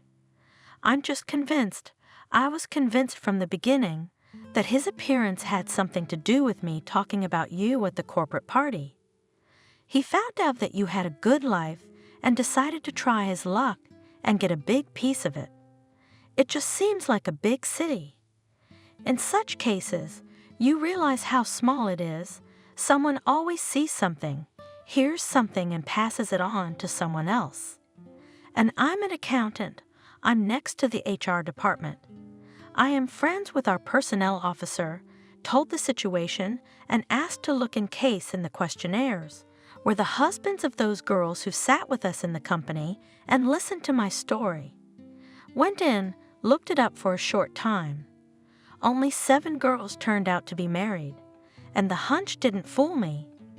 Evelyn from sales has her husband's place of employment on her profile, a luxury car service, just like your Kevin. You said the name, and I remember things like that. Here's the most likely Kevin is a buddy, Evelyn's husband, and she told the story in front of him from the corporate party. And this goose, of course, recognized himself and you. It's too much of a match. Didn't I mention you were recently my roommate? Lisa, I'm sorry, and be aware that he might show up." "Kathy, you're so full of it." Lisa smiled, trying to smile as serenely as possible. You've made such a detective out of nothing. You've even looked into the personnel files. It wasn't your fault. You couldn't have foreseen anything. It was just a story to get you in the mood. I've always loved hearing other girls' interesting stories, too. I didn't even think there could be anything wrong with it, as long as you don't gossip or say mean things behind their backs, but just talk about the person. Thank you for not being mad at me. I'd understand if you were mad at me. Are you going to do something about it? What do you mean? Lisa didn't understand. Shove the baby in a suitcase and run off somewhere? No one came to see me. Even if Kevin somehow finds out where I live, it's not like he's going to come here. If you didn't tell him it's just the three of us, maybe he's picturing a mansion with columns, an alarm system, a panic button, and a couple of grim bodyguards. Yeah, I didn't mention that. Kathy exhaled with a sigh of relief. Oh, I even said that you have a gorgeous dog, a South Russian sheepdog. By the way, this breed is considered unpredictable and aggressive. Sorry, Olaf. By the way, you do have an alarm system, don't you? Grandpa returned home, lively, satisfied with the meeting with old friends, joked, retold stories of classmates, sent greetings from them, granddaughter and great-granddaughter. And he announced that he missed her. Lisa did not bother to tell him about the incident that had happened to Kathy. It wasn't right if he was only going to take care of her and her. He had to be taken care of too. And there's no one else to do that but her. Sure, she was scared at the first moment, but just a little bit, and at the very first moment. Kevin is not a villain or a criminal mastermind, but a very ordinary, selfish guy. There's nothing to fear at all. She'll figure something out if he shows up. A month later, Lisa had almost forgotten Kathy's warning. She had no time to think about unpleasant things. Her daughter was growing up. She was already sitting up in her crib, in her stroller, trying to sit up even in the soft hammock cocoon. When she saw Olaf, she was happy and stretched her arms to him, trying to run them into his shaggy fur. Don't worry, Grandpa reassured her. Olaf understands perfectly well that it's a puppy. Kathy came almost every weekend with Robert, sometimes with Ethan as well. But Lisa also wanted to go to Washington all of a sudden. Grandpa was supportive. I'm surprised you haven't gotten bored yet. At your age, solitude is usually hard to bear. The baby's over 6 months old. It's time for you to get out into the world. Go out with Kathy at least. Just have a carefree summer cafe. Do moms need a vacation too? Why don't you pump your milk, and I'll feed Emily without you? Grandpa, I'm amazed at your expertise in so many areas. What did you think? I read literature about children and control quietly the process of cultivation and upbringing. Grandpa grinned, and Lisa went to Kathy's. They didn't sit in an outdoor cafe, but walked around the zoo with Robert, but they still had a great time. They said they were going to come here with Emily very soon to show her the bigger animals than Olaf. She'd definitely be interested. They talked about when Emily gets a little older. Lisa will open a little beauty parlor. Grandpa wants to help her start a business that she enjoys, and it would just be great if Kathy would agree to do the bookkeeping. We did 3 laps around the zoo. Robert didn't want to leave. When they managed to get him out, they bought ice cream and sat down with him on a park bench. Lisa took a bite of the ice cream with pleasure and heard a half-forgotten familiar voice from the side. Lisa. She flinched. It seemed to her that Kathy did too. Robert was running around the flower bed, eating his ice cream on the run. Kevin stepped out of the mottled shade of a tree and stood in front of them. Lisa, hello. Lisa, we have to go, said Kathy. We're running late. Let's go. Kathy, wait for me literally just a little bit. Lisa heard her own carefree voice. I'm interested. It won't take long. I'm listening." The last kindly indifferent words were intended for Kevin. "Where is our daughter?" he asked, making a worried face. "We don't have anything of ours." Peacefully, Lisa explained. "Lisa, forgive me if you can. I need you and the daughter. It just took me a long time to realize it. I'll do anything for you if you'll let me try to start over. Kathy told you I was looking for you." Kathy stood back by the flower bed and listened, not even pulling away, Robert bouncing around her. Lisa gave a slightly derisive grin. "Very, very theatrical. I have nothing to forgive you for." It was, and it came up. So it had to be. "Thanks for the daughter. She's beautiful. What have you become?" Kevin said in a muffled voice, reproachful and admiring at the same time. "You look like Hollywood. Anything else? It's really time for us to go. I don't hold it against you, Kevin. And I'm not filing for alimony. Don't worry. You'll still have all your savings. Lisa, don't do this to me. You couldn't have gotten over it so fast. I know you. It wouldn't be you. People don't change that fast, and we have a daughter, and you won't even let me look at her? I know you found your grandfather, but that's not the father. I'm not giving up until you give me a chance. Now he's going to play the macho man who decided to fight for his love." Lisa rose from the bench, walked slowly around Kevin, lightly stroked his shoulder, and made sure he took it as a good sign, and said in the same nonchalantly peaceful and calm voice, "People change, and they change fast when circumstances force them to. I know you're aware of my financial changes, so you're under no illusions, but I'm glad I wasn't married to you by the time I found my grandfather. You can find a much better option with an inheritance, even with a child. One more piece of advice. If you're looking for me or my daughter, let me know in any way. You know who made what and how they made money in the 90s, who they socialized with, right? My grandfather's acquaintance, and now I have a corresponding one. My grandfather owes a lot to the reputable Mr. William. If that name tells you anything, such men do not forfeit their protection without cause. You can always turn to them to get rid of unwanted interference. Like you, Kevin, it's nothing personal. Consider it a sign of forgiveness. Bitch." Kevin exhaled angrily into her ear and turned and walked across the lawn toward the zoo. Now he's going to disappear from the horizon. Kathy spoke up. "Hey, I wasn't expecting you. You've really changed, haven't you?" "I felt like I wasn't alone in the world, so I changed. I can see that." "Lisa, who's William? You never told me about him. Is he the guy your grandfather invented the production lines for?" "I don't even know his last name." "Kevin will do. I just thought of him." Passers-by turned around. Some irritated, but most smiled. How cheerful, infectious the laughs of those young, beautiful girls, and the little boy, covered to the ears in ice cream, running around them so contentedly. Ethan came to pick them up, as arranged. "Oh, I barely made it through the traffic." He exhaled.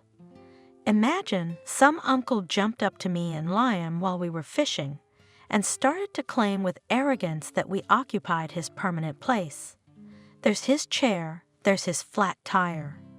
There's his rotten fishing rod stands made of driftwood. That's a first in my life. And you know me, Kathy, if he'd asked nicely, we'd have left. And after he was so rude, I told him, 'Listen, when you save up, buy this place from the city, fence it in, it'll be yours. In the meantime, behave yourself with decent people, you'll be better off.'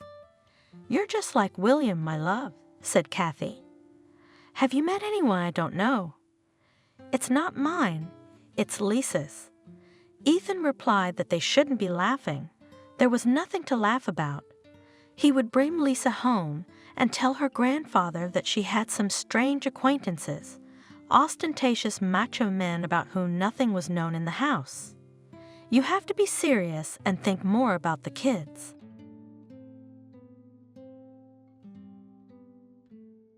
Subscribe and click the bell.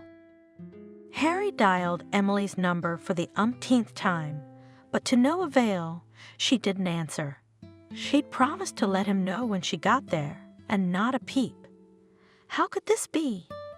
Well, yes, his beloved was never distinguished by neatness and commitment, but in such a situation, he even called the airport. The plane he'd put Emily and her friend on had flown on schedule, landed safely, and after that, both girls had seemed to vanish. Neither one of them answered their cell phones. He didn't want to let his beloved go on this trip. He persuaded her to wait for his vacation and then fly together. But no, alone in a foreign country, because anything could happen. He rushed around the apartment for the second day, dialing Emily's number. Then Emily, then her friend, but the answer was silence. Why do you keep looking for the fifth corner? At least go eat a proper meal. His mom called him irritated. How do you not understand? I'm worried. If something happened? The son replied. I see. It happened. The girls went out. What's so surprising? It was their first time out. What have they seen here but their shop? Not to mention their town. Well, they've gone out, and they're right to enjoy themselves. Why do you say that, Mother? Harry was snapping at me. Why should a man be suspected of every mortal sin? Who's talking about sins? I'm talking about going out in the ordinary sense. Sightseeing, swimming, sunbathing. It's all new, it's all different. It's not up to you, and rightly so. Let Emily have her fun. She'll be calmer from now on. They say that he who has not had a good time in his youth will go mad in his old age. Do you want that? Don't you know any other way of things? Does a man have to go out, either in his youth or in his old age? You don't know of any that don't go out at all. Harry was irritated, anxious, and then his mother said such things instead of calming him down. Of course she hadn't liked Emily or Mary either, from the beginning, but that wasn't a reason to talk down to people. I know all about it. I never went out much. I never had time. And I'm not that kind of person, but things happen. Ethan in the front yard, he married his Kathy right out of high school. Everything seemed fine. In 20 years already had a second child, but in 40 she got a rash under her tail and went on a bender so that she forgot her husband and children. It's good that at 40, the children are already adults, but it can be worse. We have such a Clara at work. She told about her sister-in-law. You could listen to stories about Mom's friends and their relatives all day and night, but Harry was sick enough. What did he care about someone's sister-in-law? When his favorite girl disappeared somewhere, and where? In Turkey. They remembered the horror stories they'd heard somewhere about girls who'd been kidnapped and sold into slavery. It was Mary who confused her, dragged her off to some unknown place. In some ways, his mother was right. It was necessary to send this friend away at once, literally forbid to communicate with her. He thought, knowing perfectly well that it was useless to forbid Emily anything. They had met almost a year ago in the store where Emily worked, not in a store, but in a big supermarket. Harry had gone in there to get groceries and saw the girl arranging something else on the shelves. The way she did it, her actions reminded him of some kind of music, as if she were playing a harp, as if she were performing some kind of dance. Every movement was full of such grace, he could hardly take his eyes off the chiseled figure, which was not hidden by the ridiculous uniform. A glance at the face, and he realized he was lost. There are times when a girl's figure is beautiful, but her face is so bad.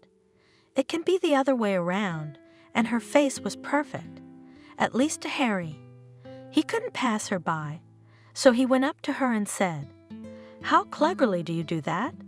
And he was surprised at his own determination. He'd never tried to meet a girl on the street or in a store.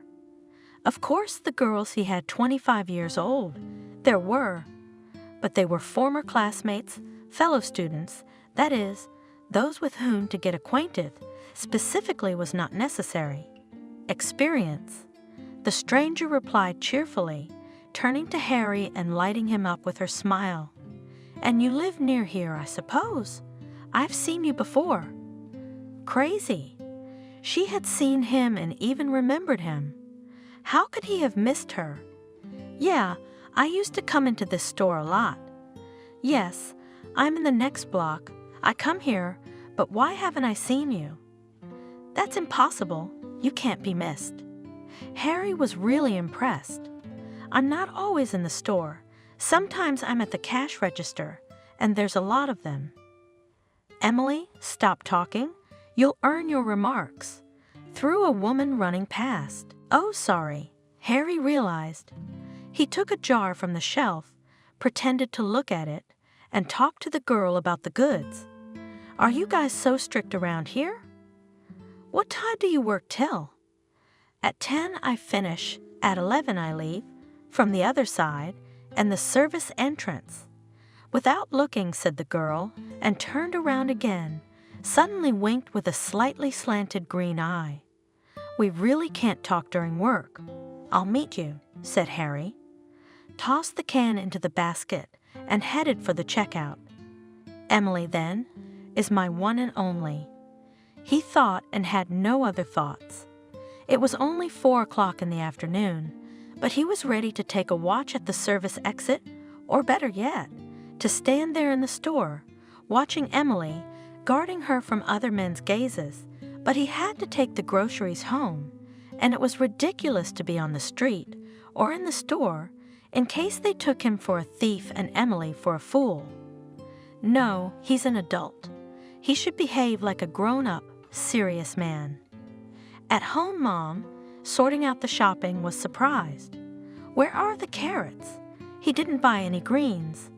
What's the butter for?" "We have it. I'd asked you to buy chicken, but you bought some half-finished products. What should I do with them?" "You didn't buy rice either. And why did you buy sprat and tomato?" Twirling the same can in her hands, the woman was annoyed. "What am I going to make dinner out of?" "Your sprat." "Mom, I really like sprat and tomato. Today I'll eat it for lunch. I don't need anything else." "I'm sorry. Do you want me to go again? For the chicken and everything else?" "No, thanks. Sending you is a waste of time. I gave you the list. You're so stupid." But Harry wasn't listening. He went to his room and threw himself on the couch, holding the jar in his hands, which were touching Emily's hand, and lay there with a blissful smile, waiting for the time to pass. Peeking in the door, Mom, of course, guessed it. It was clear. He's in love. "And what kind of sprat do you like?" "Tell me, please. Not a sprat, Mom, but the best girl. I'll introduce you soon, and soon we'll be married." That's how it is, and send them to the store, and instead of buying everything on the list, they will fall in love with a sprat and lie with it in their arms. The woman grumbled and went to the kitchen. Miranda, not that she was very worried about this behavior of her son. A grown man, what can I say? It was high time he fell in love and got married. But what kind of sweetheart did he find at the store? That store-bought dating never does any good. A friend of mine went to the store, and a man saw her, and they got married.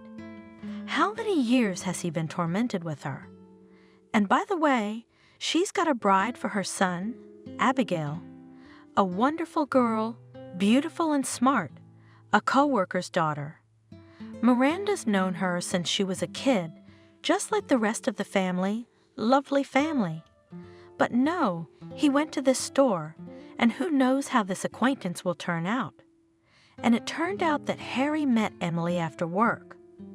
Alas, she did not come out alone, but with her friend, Mary, who was probably a pretty girl too. but who disliked him because she prevented him and Emily from really getting to know each other. But Mary apparently felt it was unnecessary and quickly left them alone together. And thank you for that. You must be tired. Harry asked, introducing himself. No, I'm very energetic, she answered cheerfully. And anyway, let's be on a first-name basis. We're not at a reception. The girl's cheerful mood relaxed Harry, and together they walked to her house, chatting casually. The young man learned that Emily, like her friend, came from a small town. They wanted to enter somewhere, but failed, so they had to get a job in a store. We didn't want to go home with nothing, but we didn't want to go home at all. There's nothing much to do there. We want to achieve something more, so in a year we'll probably prepare better and go to school. Or we'll figure something else out. We're not going to put the cans away until we retire. And we live in this house. We're renting a 2-person apartment on the 2nd floor. You see Mary's home. Why don't you come in? Harry, I'd love to come in, but Mary's there, and she's a chatty girl, so we can't be alone together. He didn't want to be alone with Emily, but he didn't think of anything intimate. No, he just wanted to be near her, to talk about everything, to learn more and more about her. Why don't we go and just sit somewhere? Harry suggested. I'm coming from work, and I need to get changed and clean up, and then it'll be too late, because I'm working tomorrow. But the day after tomorrow I'm off, then we'll go out, okay? So they began to meet on weekends, and when Emily worked, Harry, who worked until 6, met her in the evenings from work, always with flowers with some small but nice gift. Soon the guy already on Emily's rights, as a young man, unashamedly visited their rented apartment with Mary, and the girl herself invited to his place.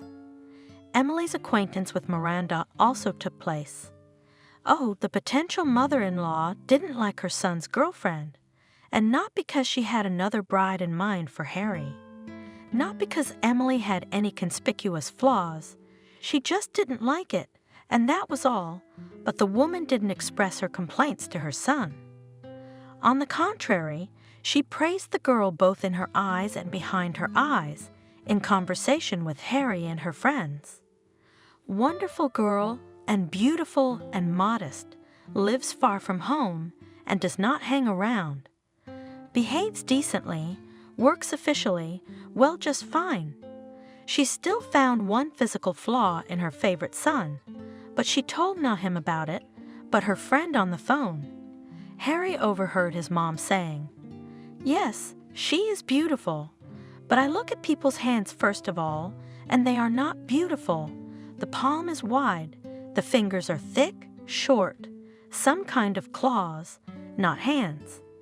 Harry heard him, but only grinned. He didn't think Emily's hands were ugly, but rather childlike, touching. Miranda did not give up trying to change her son's mind, but decided to act stealthily. She praised her son's choice and admired the girl's beauty, but she kept telling stories about her sons, allegedly her friends and coworkers. Vanessa, what's going on at home? Her son was so clever and handsome, but he married a guest from some village. She had a baby, and then she got a divorce. Now she wants to take half the apartment from them, and she was such a nice girl, such a sweetheart. Harry was well aware of the implication. Mother, Emily, and I haven't married yet. We haven't had children, so we're not going to divorce. Besides, she's not from the country, but from the city, a resort, by the way, where any apartment is more expensive than ours. I'm not saying anything about your Emily. I'm just telling you about what's going on at work. You and I have to talk about something. But what do we talk about? Not soccer. Especially since you're not interested in it, but you could be interested in your beloved's relatives. That's very important too. How is it important? How could I possibly be interested in her relatives? Harry was both amused and annoyed by such talk, but Emma wasn't interested either. She married someone who didn't remember her kinship, and now she's been offered a good job, and there are questionnaires and checks. And it turns out that this husband's entire family has been in prison 5 times, and now Emma will not see a good job. How's that for a turnaround? I don't like these turns. Emily had no one in jail, and she herself had no jail time, no lawsuits, and no apartments taken away from anyone. Leave me alone with your friends and their kids. Harry was already angry, in fact, and he didn't know much about his beloved's parents. He just wasn't interested. From her fragmentary phrases, he realized that her relations with her parents were rather complicated, and that upset the girl, and if that was so, then why bother with questions? As if they had nothing else to talk about still, as it was. Every meeting with Emily was a real holiday. She was so positive, so cheerful, so able to lift his spirits. If Harry feared anything, it was that someone would intercept. He had such happiness. Still, she works among people, every day in front of many men, but Emily did not give any reason for jealousy. On the contrary, it seemed that she was afraid of losing her boyfriend. This really raised the self-esteem of the young man, who had never considered himself such a dream for any girl. He wasn't trying to bribe the girl, to pay her financially for her attention, not at all. He saw that Emily was not the least bit self-serving. Yes, he was a well-to-do man, earning good money, but he had never heard the slightest hint of even the most trifling gifts from Emily. He himself was happy to give her gifts, genuinely pleased with her admiration and gratitude. Harry himself did not notice that his savings began to melt like sugar in boiling water. He did not skimp on expensive clothes for his beloved, nor on jewelry.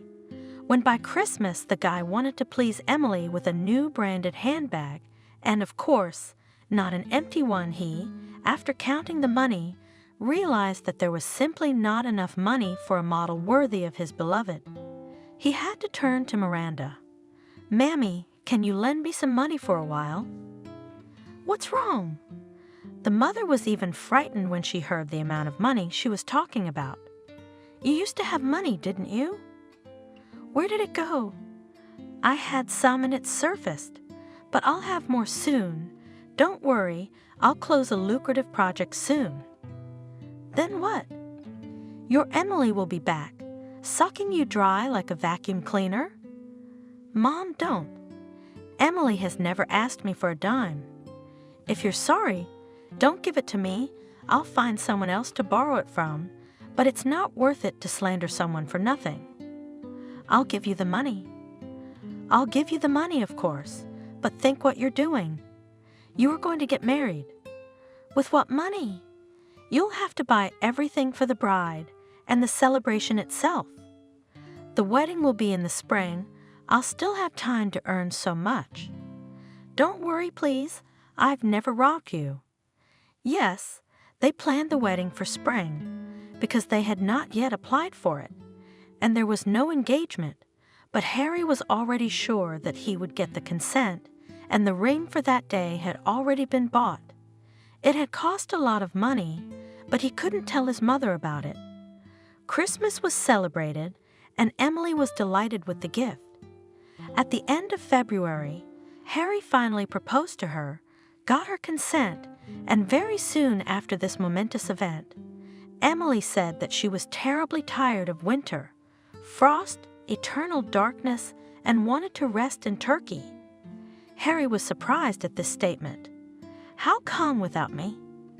"I have a vacation in April, and we planned the wedding for April. Then we'd go on a wedding trip together." "How are you going to go alone?" "Why alone? With Mary, she's on vacation too. Can you trust her with me? We're going for a couple of weeks, so we'll make it a honeymoon trip, like a bachelorette party or something." "I don't know what you're worried about." "You don't trust me, do you?" "Why wouldn't I trust you?" "I'm just scared for you. I don't know what's going on. But isn't it true that sometimes these things happen to single girls? "No, I'm not letting you go. Let Mary go alone if she wants to." "What are you talking about? Anything can happen at home, and the ceiling can fall on your head." For the first time since we met, Emily sounded annoyed. "And anyway, I'm not asking your permission. I'm informing you. That's why I'm going now, before we get married. Otherwise, as soon as I become a wife, you won't let me go anywhere. Mary's already gone to get a trip, and now you're starting all of a sudden. You want to hurt my feelings before you leave." Harry didn't want that at all, and realizing that his beloved was going anyway, he decided that he shouldn't spoil her vacation. She was really tired, exhausted for the winter. Let her rest, sunbathe, gain strength and new impressions. And now Emily and Mary had gone away, and for the third day there was no news from them. How could this be? I mean, she knows I'm worried. At least send me a text to say everything's okay. I don't need anything else. If she comes, I'll give her a hard time. What if she doesn't? After a week of not knowing, Harry decided that something should be done because 2 people were missing. But first he decided to go to Emily's work. Maybe some bad news had gotten there that hadn't reached him for some reason. There, in the personnel department, he was given some strange information. On vacation? No, they both quit their jobs, got full pay, said they weren't coming back. I'm surprised you don't know. You're Emily's fiancé, aren't you? I must have misunderstood something, Harry muttered, and went to the house where the girls rented an apartment. The door was open, and some people were dragging tools and materials into the apartment. They were the owners, who said that Mary and Emily had paid them off and had moved out. And who are you to them? The landlady, an elderly woman, asked. No one, an acquaintance, Harry replied. He realized that he really became, or maybe he was his Emily, a nobody. His mother, seeing her son's suffering, at first seemed to sympathize, comforted him, said that if something had happened, he would have been informed long ago, and then began to laugh. Well, has your sprat gone to the warm seas? Oh, son, I told you that these store acquaintances do not lead to anything good. I've been sitting on your neck for almost a year, pulling from you. All right, she didn't. You gave her gifts. And you gave her not a trifle. You dressed her, put her shoes on, hung her with gold. Who would refuse? You never gave your mother a silver ring in your whole life? Come on, I'm not scolding. You'd better keep quiet. My son was losing it. Don't rub it in. Something must have happened. I think she found a richer patron, that's all. Maybe she went to her village, or where she's from. Maybe she lives in the next street. When you meet her with another man on her arm, then you can ask her what's going on. And I don't put salt on it, I put green oil on it. It'll sting at first, but it'll heal your soul wound quicker. Harry understood that his mother was right in some respects. He really knew nothing about his beloved and the one he wanted to tie his life with. Where was she from? Where were her relatives? Although if he had known, what would have changed? Well, he would have come, saw that she was not there, so what? Even if I had met her, I would have heard an indifferent answer. Would that make it any easier? What can you do? You have to move on. Miranda didn't hide her joy at the disappearance of her unwanted daughter-in-law. Cheer up, son. It's certainly a godsend. It would be much worse if you got married, had children, and she disappeared. And so, well, a year wasted and all right, forget it and wait for your happiness. It will not pass by. It was a little inspiring. Except that at the word happiness, Emily's sweet face came to mind, her cheerful laughter. Would he never see her again, his dear bride? Who could replace this girl? Who could not be better? And then my mother had a birthday, not an anniversary, because she immediately said that she would not organize a big party. Only her sister and her husband, her late father, her brother and his wife, and a couple of friends. And you and me, just 8 people, nothing special. We'll sit for a while and that's all, just to meet. We haven't seen each other for a long time. Instead of a couple of friends, only one came, but with her daughter, Abigail. Harry was already a little familiar with this girl. That is, his mom persistently wanted him to meet, and preferably marry, her daughter's girlfriend. He liked her a little, but not enough to marry her, and compared to Emily, Abigail was a loser, though she wasn't a bad-looking girl. She was very pretty, but her pretty head with its doll's face, its baby face, was crowned by a too-fat body. Yes, she was such a nice fat girl, simple-minded, trusting, very homely. It is said of such people from childhood that they will be good masters, but did Harry need that? He needed Emily, fun, quick, unpredictable, and loving. And this Abigail, what? Yes, a good hostess. She's probably good at making soup. But loving? No, she hardly knows what that is. At table, of course, he was seated next to Abigail, told to look after her, and Harry dutifully offered her various dishes, served her bread, napkins. He did not know what to talk to her about, so they said nothing to each other except thank you and please. Then the men decided to go out on the balcony to smoke, and Abigail's mother suddenly jerked, obviously pushing her daughter under the table with her foot and making some significant grimaces. Abigail realized, "Oh, Miranda, I'm so grateful to you. Such a lovely evening, but I have a headache. Mom, should I go home?" "I wanted to talk more. What's your hurry?" Her mother was upset. "I can walk home alone. It's not far. It's late. It's getting dark. So I'll walk. I'd love to walk too," said Harry. He and Abigail went out of the house. He was about to go to his car, but the girl held him back. "Don't. You've been drinking." "I'd love to walk.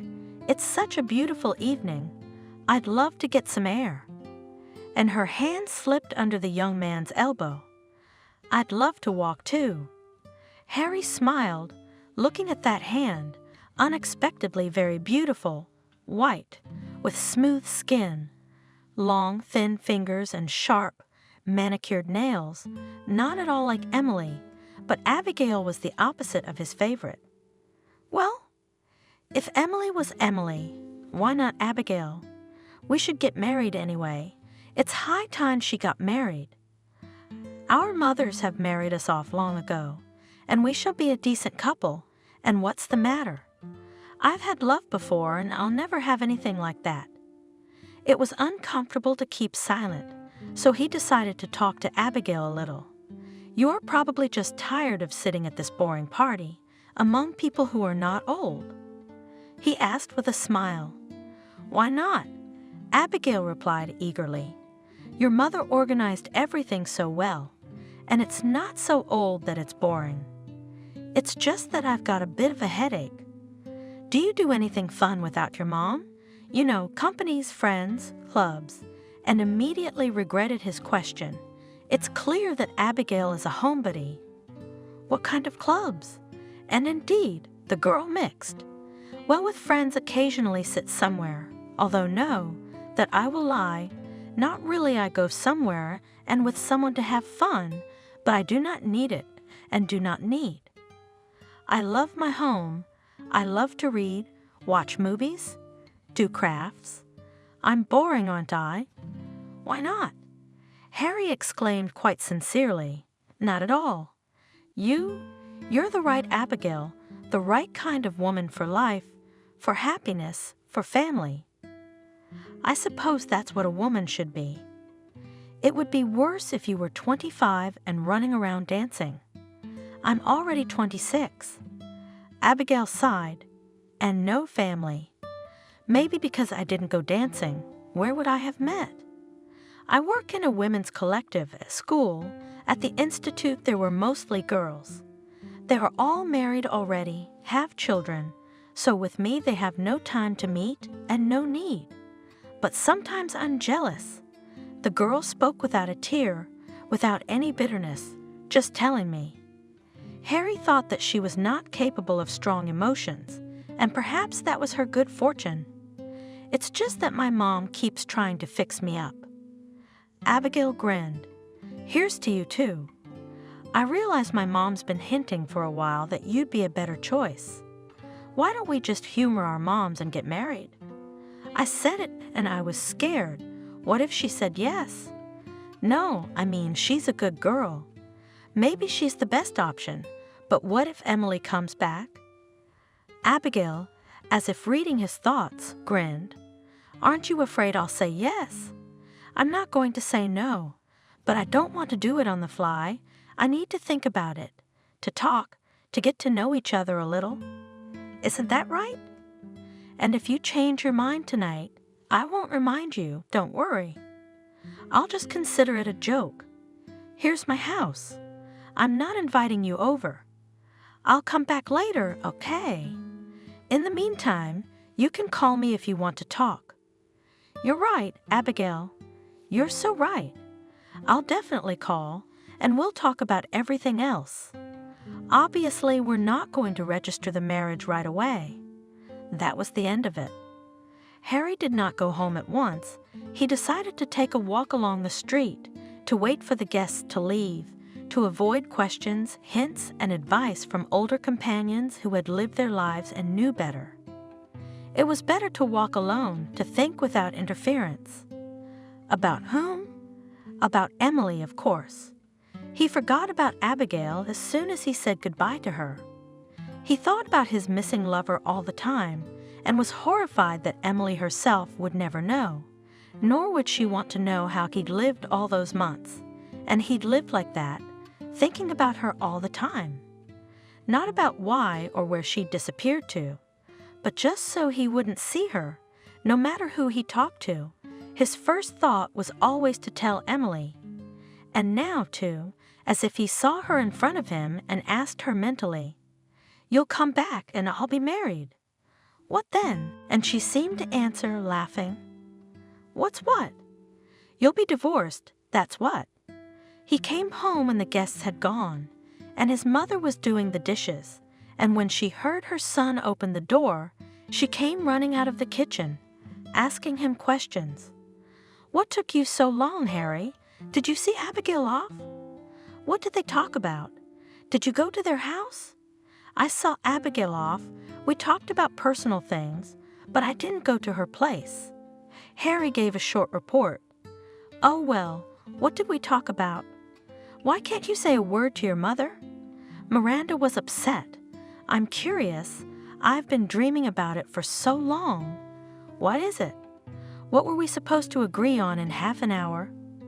"We just talked, agreed that we'd call each other, and then we'd see. We haven't planned a wedding yet. It's a little early, isn't it?" "Well, of course, we should talk first. Although he's not young anymore, it's about time. Don't take too long. To be honest, I dream about it day and night, about your wedding. You will live with us. We have a bigger apartment." Miranda began to outline her plans. "Mom, no one's thinking about getting married yet." "What are you talking about? I don't understand." Harry really didn't understand why his mother was so eager to marry him. It was quite simple. "Or are you waiting for that sprat of yours?" "Well, I'm afraid the devils will bring it, and they will. Who needs it in the Emirates, or wherever it is? They're gonna get mad, and they're gonna kick your Emily out. And tell me, son dear, will you really accept her after all this? Don't you have any self-respect? I won't let her on my doorstep, and I'll bequeath this apartment to my nephews." "No, Mom, that's impossible. Why are you running ahead of the locomotive? No one gets married, no one comes back, no one dies. And you."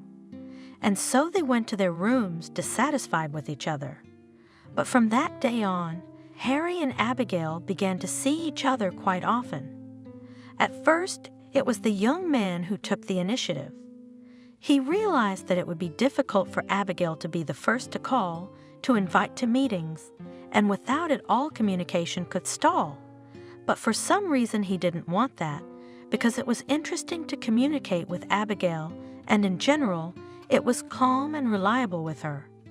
They spent the summer beautifully, going to the country on weekends, swimming and sunbathing, picking berries, talking about everything in the world. Abigail didn't have to think about where to find money for another gift or some expensive entertainment. She didn't like restaurants or clubs. Everything was simple, homely, and Harry felt that was exactly what he was missing. Then Miranda announced that it was Abigail's mom's birthday and they should definitely go. Harry didn't think of refusing, especially since he had his own views on the day. He figured that if it wasn't Emily, who cared who was around? Abigail was not the worst option.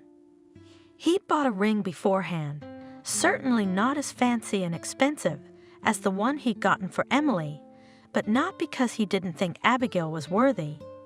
He just realized that money should be saved, and in the middle of the celebration he asked for the floor, got down on his knee, and asked Abigail to become his wife. To the applause and joyful tears of both moms, the consent was received. The wedding was performed, and they began to live together in Harry and Miranda's apartment. The mother gave the young couple 2 rooms, and she herself took the smallest. There was no adjustment of character between the young people. From the first day, they began to live peacefully and quietly, as if they had been married long ago and knew everything about each other. "I can't get enough of you." "I was, Miranda. All my acquaintances complain about their children and daughters-in-law. They have one thing wrong or another. But you are just like Dobes. We are like old landlords, all the talk about what to buy, what to cook, but at best, what movie to watch in the evening, and we are not even 30 yet. How many years to live like this? From breakfast to dinner, from work to home, from home to work. Yes, you can call it stability, but you can also call it green longing. Saved from this routine, memories of her, of Emily, with her would be a completely different life. Soon, and in the measured existence of the young family, came a change. Abigail announced that she was pregnant. This was a great joy, but also a source of great anxiety for everyone, both for the future parents and grandmothers, especially since the pregnancy was quite complicated, and at the ultrasound it turned out that Abigail was carrying twins. It was a happy expectation of a miracle. 2 new people were to appear in the world at once. Harry felt truly happy for the first time in a long time, an established adult man. He loved his Abigail, who had given him such happiness, and was prepared to give him 2 children. And then the children were born, a boy and a girl. While Abigail and the children were in the maternity hospital, the relatives were choosing names. For some reason, everyone was expecting 2 boys, but now they had to think of a name for a girl. They thought it would be Ethan and John. "Why don't we make her Kathy?" "Oh no, my grandmother was Kathy. Very hard luck. How about Lucy?" Miranda suggested. "No, I don't like it. It's a heavy name. Lucy has a difficult personality. How about Lisa?" "Well, you're the dad. Why don't you say something?" suggested. "We went to Harry." He almost said the only woman's name dear to him, Emily, but he bit his tongue in time. As a result, the children were named Jordan and Olivia. Beautiful names, wonderful children. The choice of names, the purchase of the children's dowry, the equipment of the nursery, in all this Harry took a very active part. I feel like the father of the family. And then, finally, Abigail and the children were discharged, and his role was suddenly the last. Life revolved around the twins, who needed a lot of attention. No one had time for the father of the family. No, Harry, an adult and sensible man, was far from resenting his wife, and even less jealous of her children. It was just that life had changed unrecognizably. Now he cooked his own breakfast in the morning. His wife slept, exhausted after a sleepless night with the children.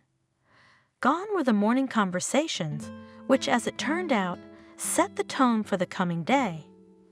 Gone were the family lunches, the mainstay of their life together, the dinners that relieved the day's tension. What was? There was this. Your shirt. Look in the closet. No? Well, wear the same one you wore yesterday. It's clean. You eat in the kitchen. There's something in the pot. Heat it yourself. I have to feed the kids. You're finally here. Why are you so late from work? I have to go to the clinic with the kids. Don't take your shoes off. Let's go together. And so on. Somehow I coughed. My wife and mother got worried. How did they freak out? Not at all like before. Here's a thermometer. Drink some decoction. Take some mixtures. Put on warm socks. No, not at all. Abigail was worried in a different way. Do you have a cold? Oh, stay away. Don't go past the nursery. Go to the bedroom and stay there. I won't come in, I'm sorry. I don't want the kids to get sick. Even without a cold, he was afraid to go near the children. God forbid you breathe out some adult germ on them. So that's it. He became an extra in his family. Not to talk to someone, not just sit next to someone and like to reproach no one. What else was missing? Not to complain that his wife gives too much time to the children, but it was dreary and lonely. The vacation was approaching, and Harry realized that it did not please him at all. Not having to go to work would be a joy, would it? At work, at least among people you can talk and joke. But at home, what? No one, in fact, does not refuse to communicate. They ask questions, are interested, but so out of politeness. They don't listen to the answers until the end, or run away to the children. The main thing was to see her, to hug her at least once more, and having given his friend his consent, he began to pack. The first thing to do was to report back home. Harry didn't worry much about how Abigail would react to his message. He suspected she wouldn't. Maybe she would be relieved. He decided not to delay the conversation, especially since he was leaving soon. In the evening, when the children were asleep in their room and Abigail was ironing the children's clothes in the kitchen, he asked her bluntly, Abigail, do you think I should go on vacation for a couple of weeks? Would you be okay with that? Abigail, not raising her eyes from the delicate rags she was stacking, said a little surprised, What's there to be offended about? You're on vacation, and you and I can't go yet. Go, of course. Where are you going? To Turkey. A coworker offered a trip for half price. It won't be too hard on the family budget. All the more reason. Go, of course, I'm not going to object. And Abigail, smiling brightly, looked at her husband.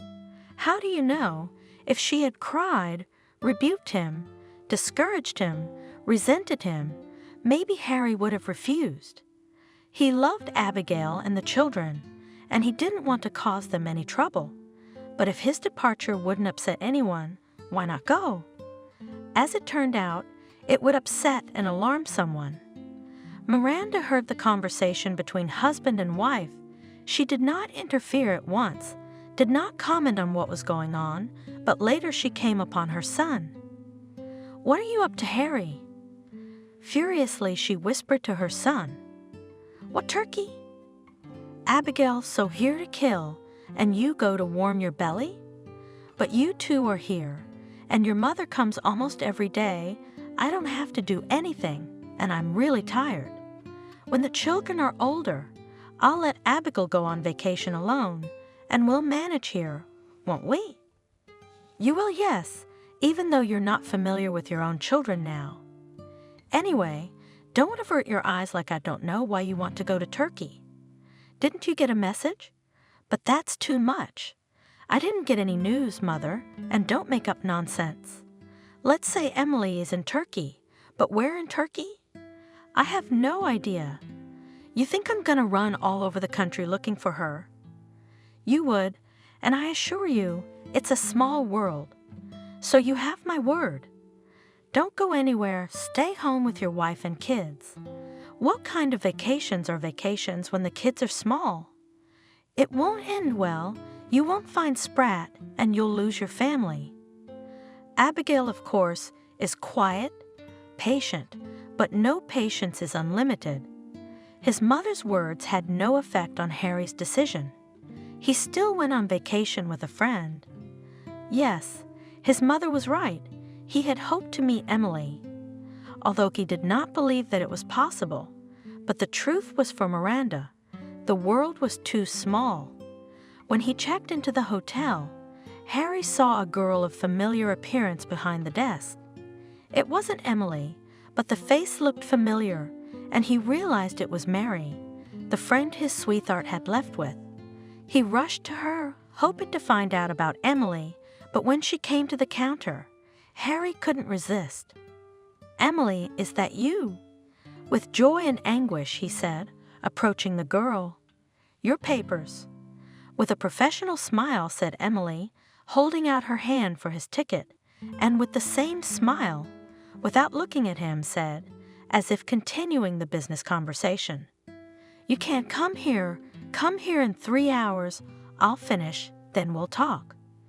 Everything was just as it was then, 3 years ago.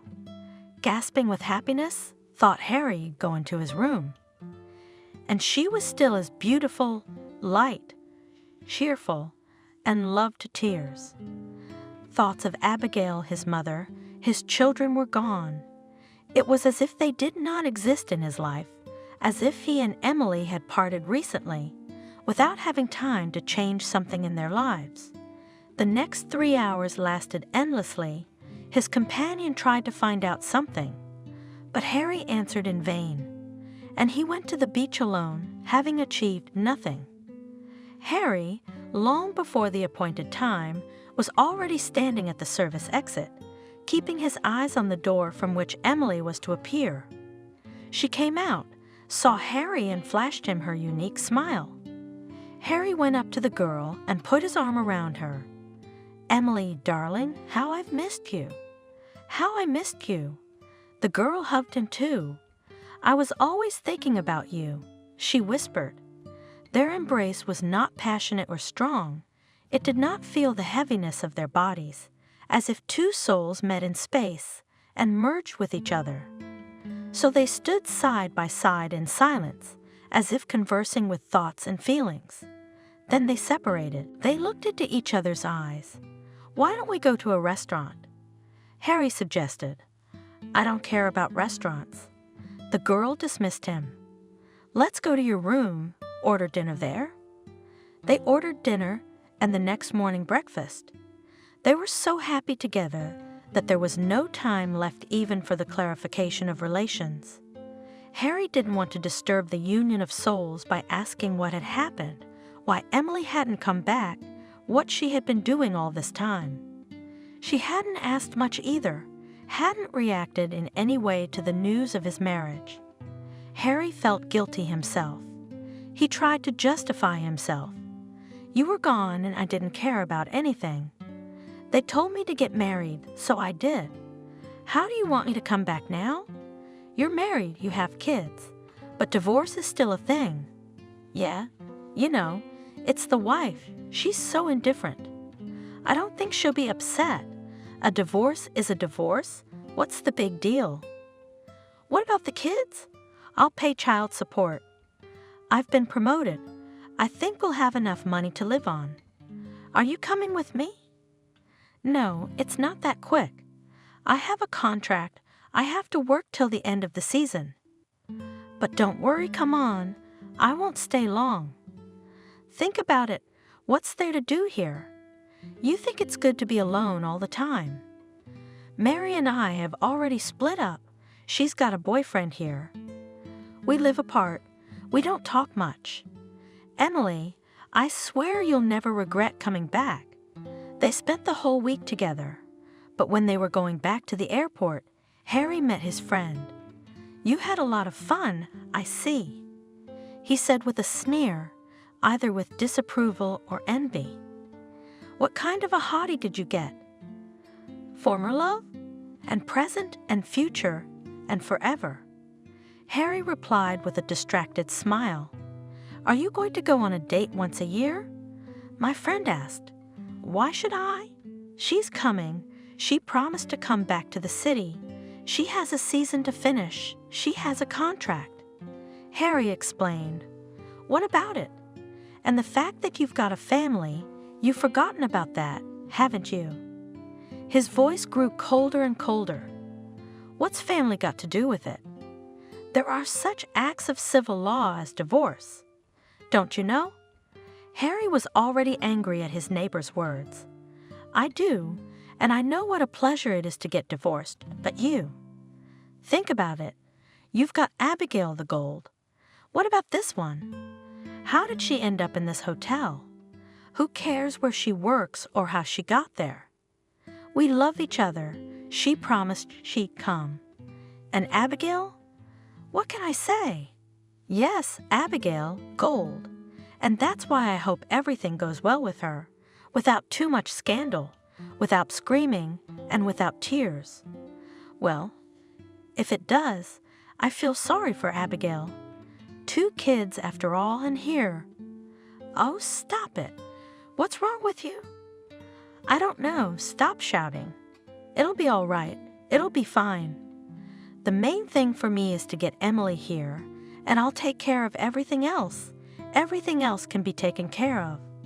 Whatever you say, I don't think anyone's going to talk you out of it. It's up to you. Just you watch when you come to Abigail. Don't tell me that you've met love, about the divorce, all that stuff. Something tells me that such people don't always keep their word." Shook his head, Buddy. "Bite your tongue, I beg you. He will keep his word, you'll see." But no matter how strong Harry's confidence in Emily's obligatory arrival was, his friend's words had a grip on his soul. He wondered what would happen if Emily really didn't come. They had called. The girl had said that yes, she was already going. There was a month, a week left to go, but the confidence was shattered. Harry doubted, and every day more and more, he was nervous, lost his appetite, slept badly, irritated, and Abigail as if she didn't notice anything. Her husband said nothing, and she, seeing his condition, offered some drops, decoction to calm his nerves, and only that. She wrote off Harry's mood after the vacation as nervous tension, and she herself was quietly rejoicing at his arrival, telling him about the news, mostly about the children. Sometimes only he caught her testing glance, but he kept silent. Indeed, why upset her before her time? Miranda, on the other hand, could not be deceived.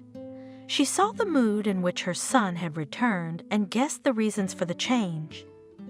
At first she kept silent, but then, left alone with Harry, she asked him if he had seen his sprat. "How is she doing?" "She's probably coming to visit."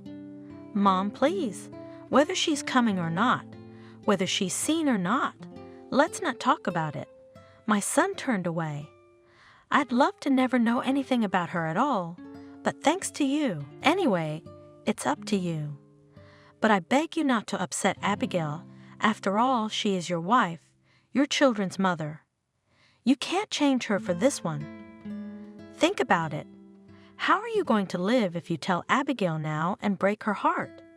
Remember, I'm on her side, on Abigail's side, and I don't want to know you if you ever mess with that pest again.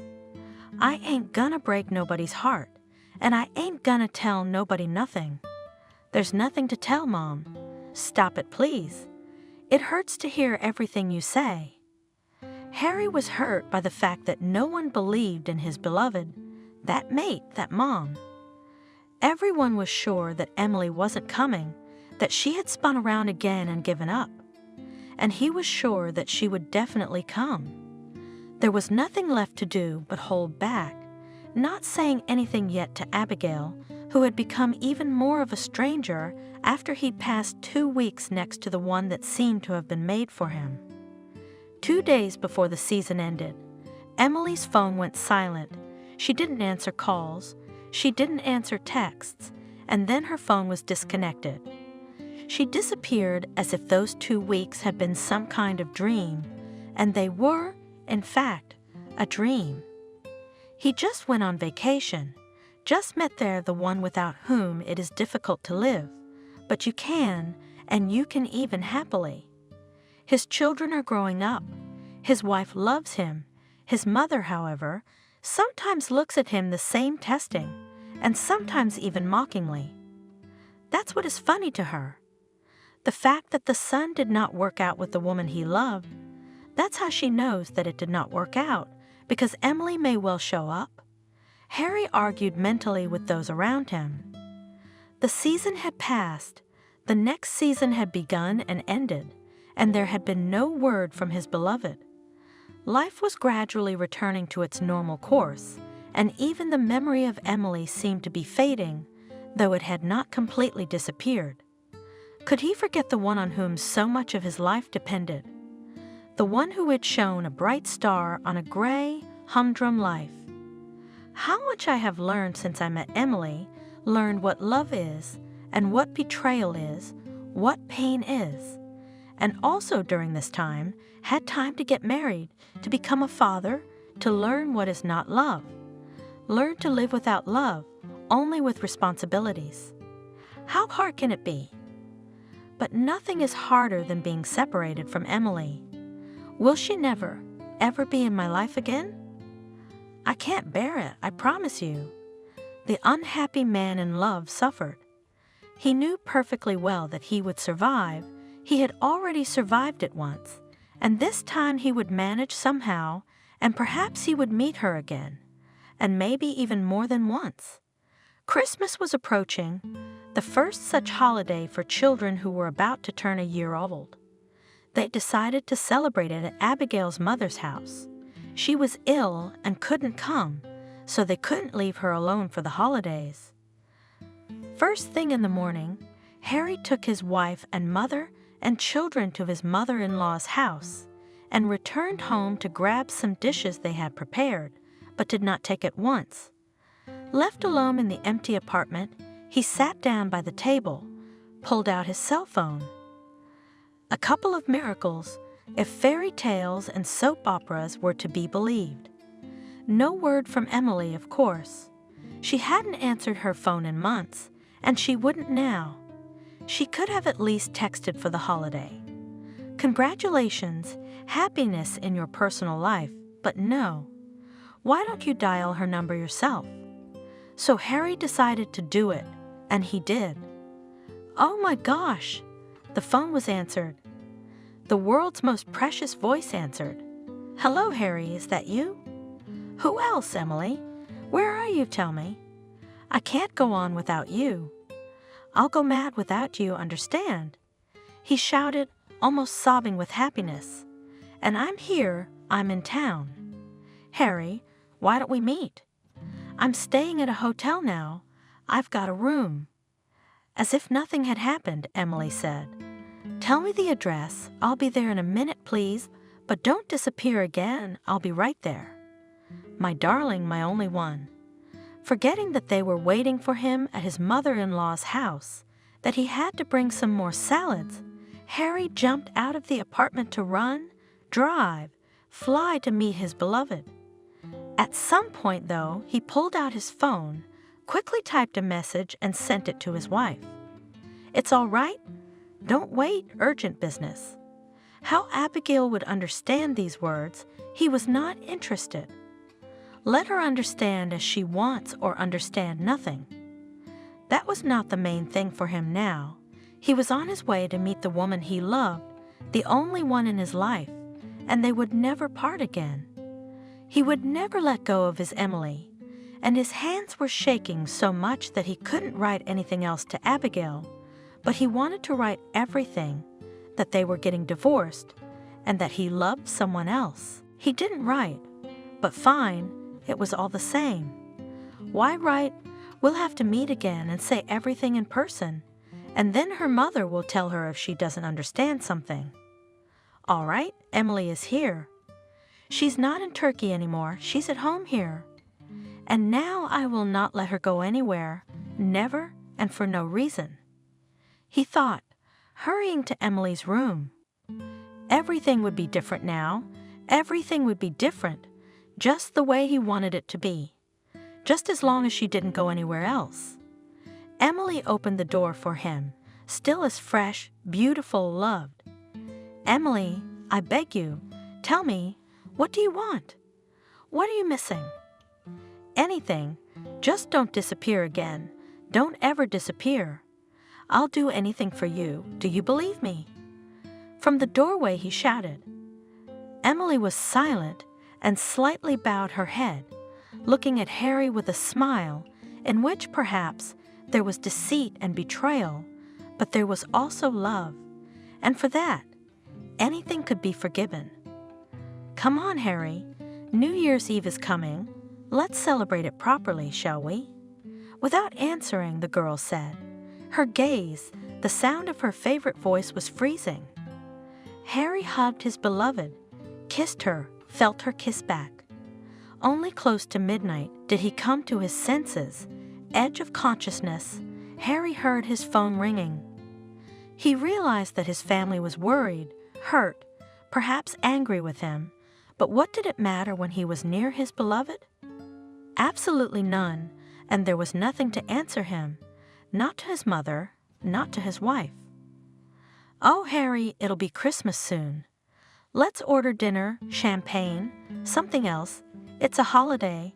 You can't just sit around all night. It's good not to sit around, but we won't be satisfied with love alone. The menu was next to the phone. They ordered what they needed. I wish that we would never part. Harry made a wish, piously believing it would come true. It was unknown what Emily had wished for, but they spent the night together and were happier than ever. Harry's phone rang a few more times, then went silent, and the next day, the fairy tale began to crumble. Emily informed him that she had to go back to Istanbul. Why? Don't go, darling, but I'm telling you, I can't live without you. Please stay, but not forever, not until spring. I can't stay, Harry. I've been offered a job there that I'll never get here, and I'll never get money like that. So there's no way I can stay, you know. I love you. I need you. But I'm sorry. Why don't you come to my place? I'll come, but I have a job here, and what will I do there? Begging? Sit on your neck? Okay, I'll think of something. I'll talk to you. We'll find you a job. Emily spoke coldly, businesslike. Pack your things. Look, my whole life is out there right now, and my life is you. I can't stay without you, Emily. I can't live without you. Please stay. Harry begged. My darling, my only one. The girl softened. I'm sorry, but I can't go back to the store. I can't rent an apartment here. I can't stand this cold. I can't live without sunshine for 6 months. I can't even do it for you, you know. That's why I'm telling you to get your affairs in order and come back. Emily, I haven't given up hope, Harry. Well, Emily, all you think about is yourself.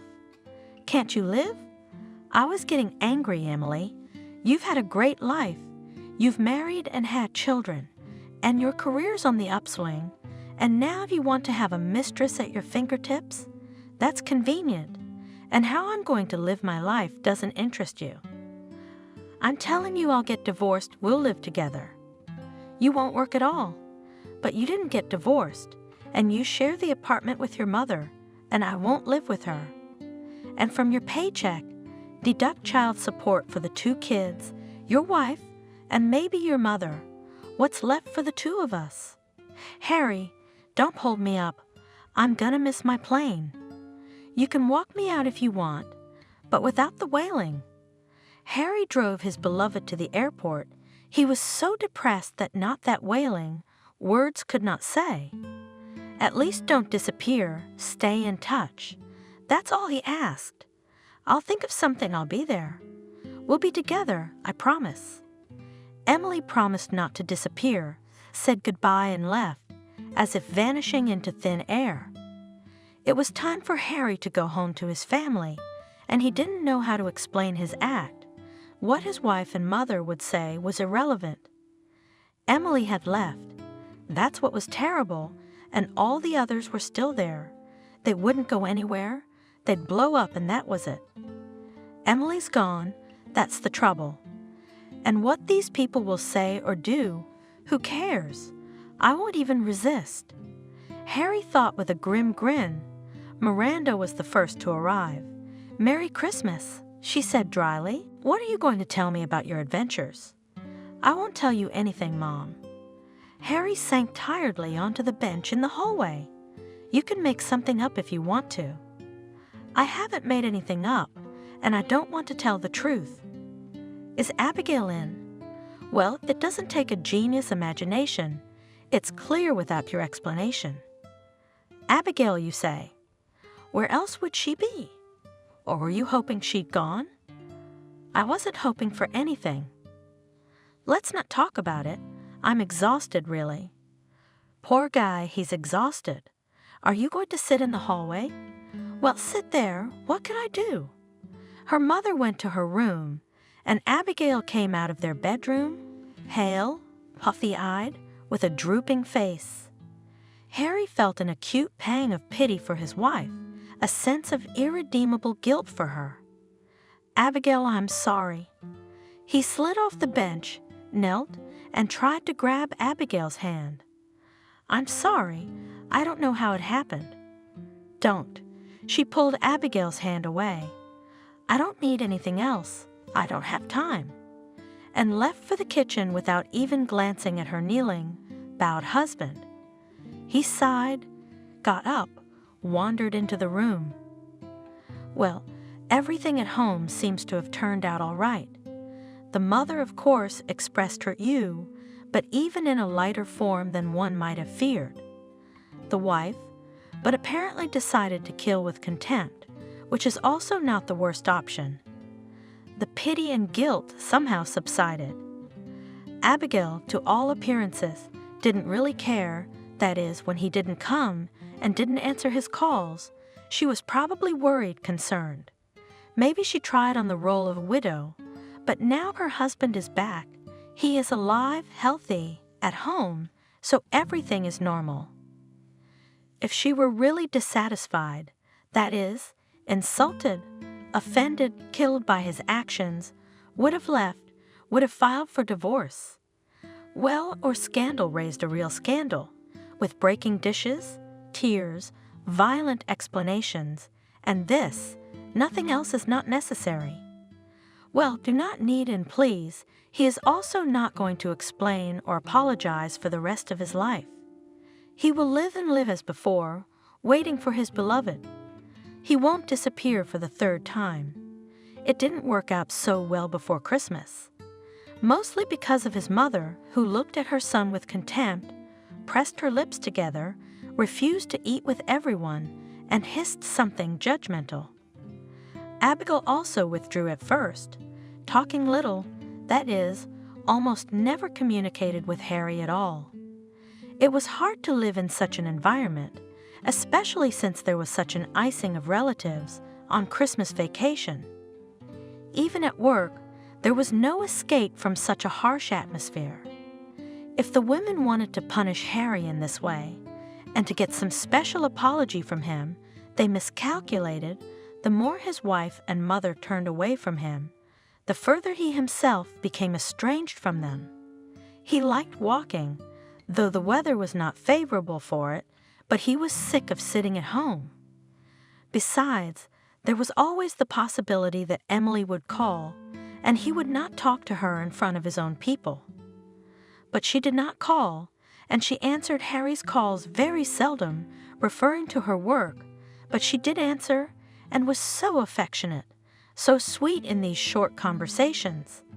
That's what a real woman should be like, and for me it was Emily who was perfect.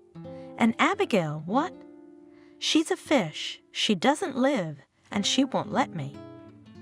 I should get a divorce and go to Istanbul to my one and only, already a free man.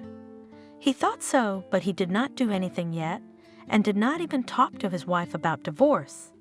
It's not that he was afraid, it's just that he had 2 one-year-old children. Do they divorce people like that? In any case, there will be talk, and here all is conspired to praise Abigail.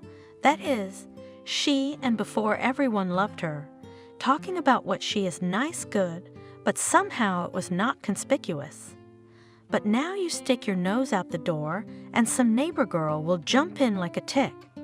How's Abigail? She's so wonderful. When I see her, I'm in such a good mood. Well, God bless her. Say hello. I went to work, same song. How's your wife? You're lucky. You found the perfect wife. It's like someone's got everyone talking about Abigail. Well, you should have had her. Harry thought with annoyance. Who'd want her with 2 kids? She wasn't much use to anyone without them. Not only did the constant talk about Abigail spoil his mood, but also the fact that Emily wasn't calling him, and she was answering his calls less and less often. The conversations were getting shorter, and in the background I kept hearing music, cheerful voices. Was our reunion being delayed for a reason? If they intercept my Emily, what then? I had to make a decision. I was also constrained by the fact that there was not much money, at least for the first time they were necessary, and then we'll see. It was unbearable to keep everything inside, but there was no one to talk to. Only Mason, a close friend, he dared to say everything that had boiled up in his soul. Mason lived alone, in a rather large apartment, left by his parents, and Harry at one time even had a desire to rent a room from him, to live separately from his own, but did not dare. Mason was his own man in their house, had been friends with Miranda for a long time, and even seemed to have a fondness for Abigail. He never showed it, though. He was always correct, remembering that she was his friend's wife, but he couldn't bear it now. So Harry decided to pour out his soul to his only friend. I've put the car on sale, and I can get a lot for it, but I have some savings left. I'm going to Istanbul. I can't go on without her, my Emily. Are you crazy? What about your family? Mason was surprised. What about family, Mason? I am superfluous there, in my present condition, you know. I can't look at my mother or my wife. Even my children are a burden. Yeah, well, I'm sorry. That's just the way it is. What am I supposed to forgive? I'm not judging you, but you're doing something bad. Aren't you ashamed? I'm ashamed, but not ashamed because I'm sad. I can't go on living like this. Harry was sure he was right. Then why did you get married? To have kids. How will you look them in the eyes later? Mason realized that he couldn't talk his friend out of it, but he felt so sorry for Abigail and the babies. I think they'll understand. Anyway, when they grow up, I'll tell them this: never give up on your love, never settle for less. That may be the best advice they'll ever get, however you get it. No, Harry, I'm not moralizing to you. I'm not a priest. I'm not a teacher. If you want to go, go. I just want to say one thing. Are you sure you're not going to blow it with your love again? How many times has your Emily deceived you? Not again, I hope. And you know, Mason, her deception is worth more to me than any right. And you really don't have to lecture me. I'm not hurting anyone. The kids are young, and Abigail doesn't seem to care if I'm here or not. Look, if you want to go, go, but don't get too cheap. No, I do business with reliable people. They won't cheat. Harry left without understanding his friend's words, without heeding his advice. Mason thought gloomily about how lucky some people were, and how the lucky ones did not appreciate their good fortune. Why should he have such luck? He asked. the love of the best woman who gave birth to 2 wonderful children, and he breaks away and goes where? To some hussy who doesn't want to know him. Yes, Mason had a thing for Abigail, but she was the wife of an old friend, therefore unavailable under any circumstances. And now, even if Harry doesn't get divorced, which he won't, he would come to Istanbul, see what the beautiful Emily was doing there, and return home with nothing. And Abigail would probably take him in. Harry started packing at home, not really thinking about what he would say to his wife. Mumbled something about a business trip. "Is that so?" said Abigail. "For how long? But how do I know how things will work out? I'll text you or call you. If things go well and the business trip lasts longer, can I consider myself a free woman?" "What are you talking about?" Harry asked unhappily. Was Abigail starting to realize something? "Do you still think I'm a homely clod who can't see beyond diapers and pots and pans? But the truth is, I see and I understand. I know you married me while loving someone else. I thought a life together would make a difference, but you're leaving, you're disappearing. How long do I have to put up with this? I know you sold the car knowing you weren't going on any business trips. Who put that in your ear? Your mother, I suppose, or some of the sympathizers who feel sorry for Saint Abigail. Well, listen to them, listen to them. No one blows me anything, on the contrary, everyone tries to assure me that you are a wonderful husband and family man, and you would be like that if it weren't for all this. I understand everything, even why you're lying to me, why you won't come clean and divorce me." Abigail's voice sounded sad, but without tears. She was not going to cry or make a scandal. "And why is that?" Harry asked. "It's very simple. You don't know how your favorite woman will take you. Maybe it will not work out with her, and then you can safely return home, where you will always be waiting for a plate of food and your own woman in bed. Don't be silly. I'm traveling for work, no women. Stop making up nonsense. I'll go and come back. I don't know how long I'll be there. And don't get on my nerves.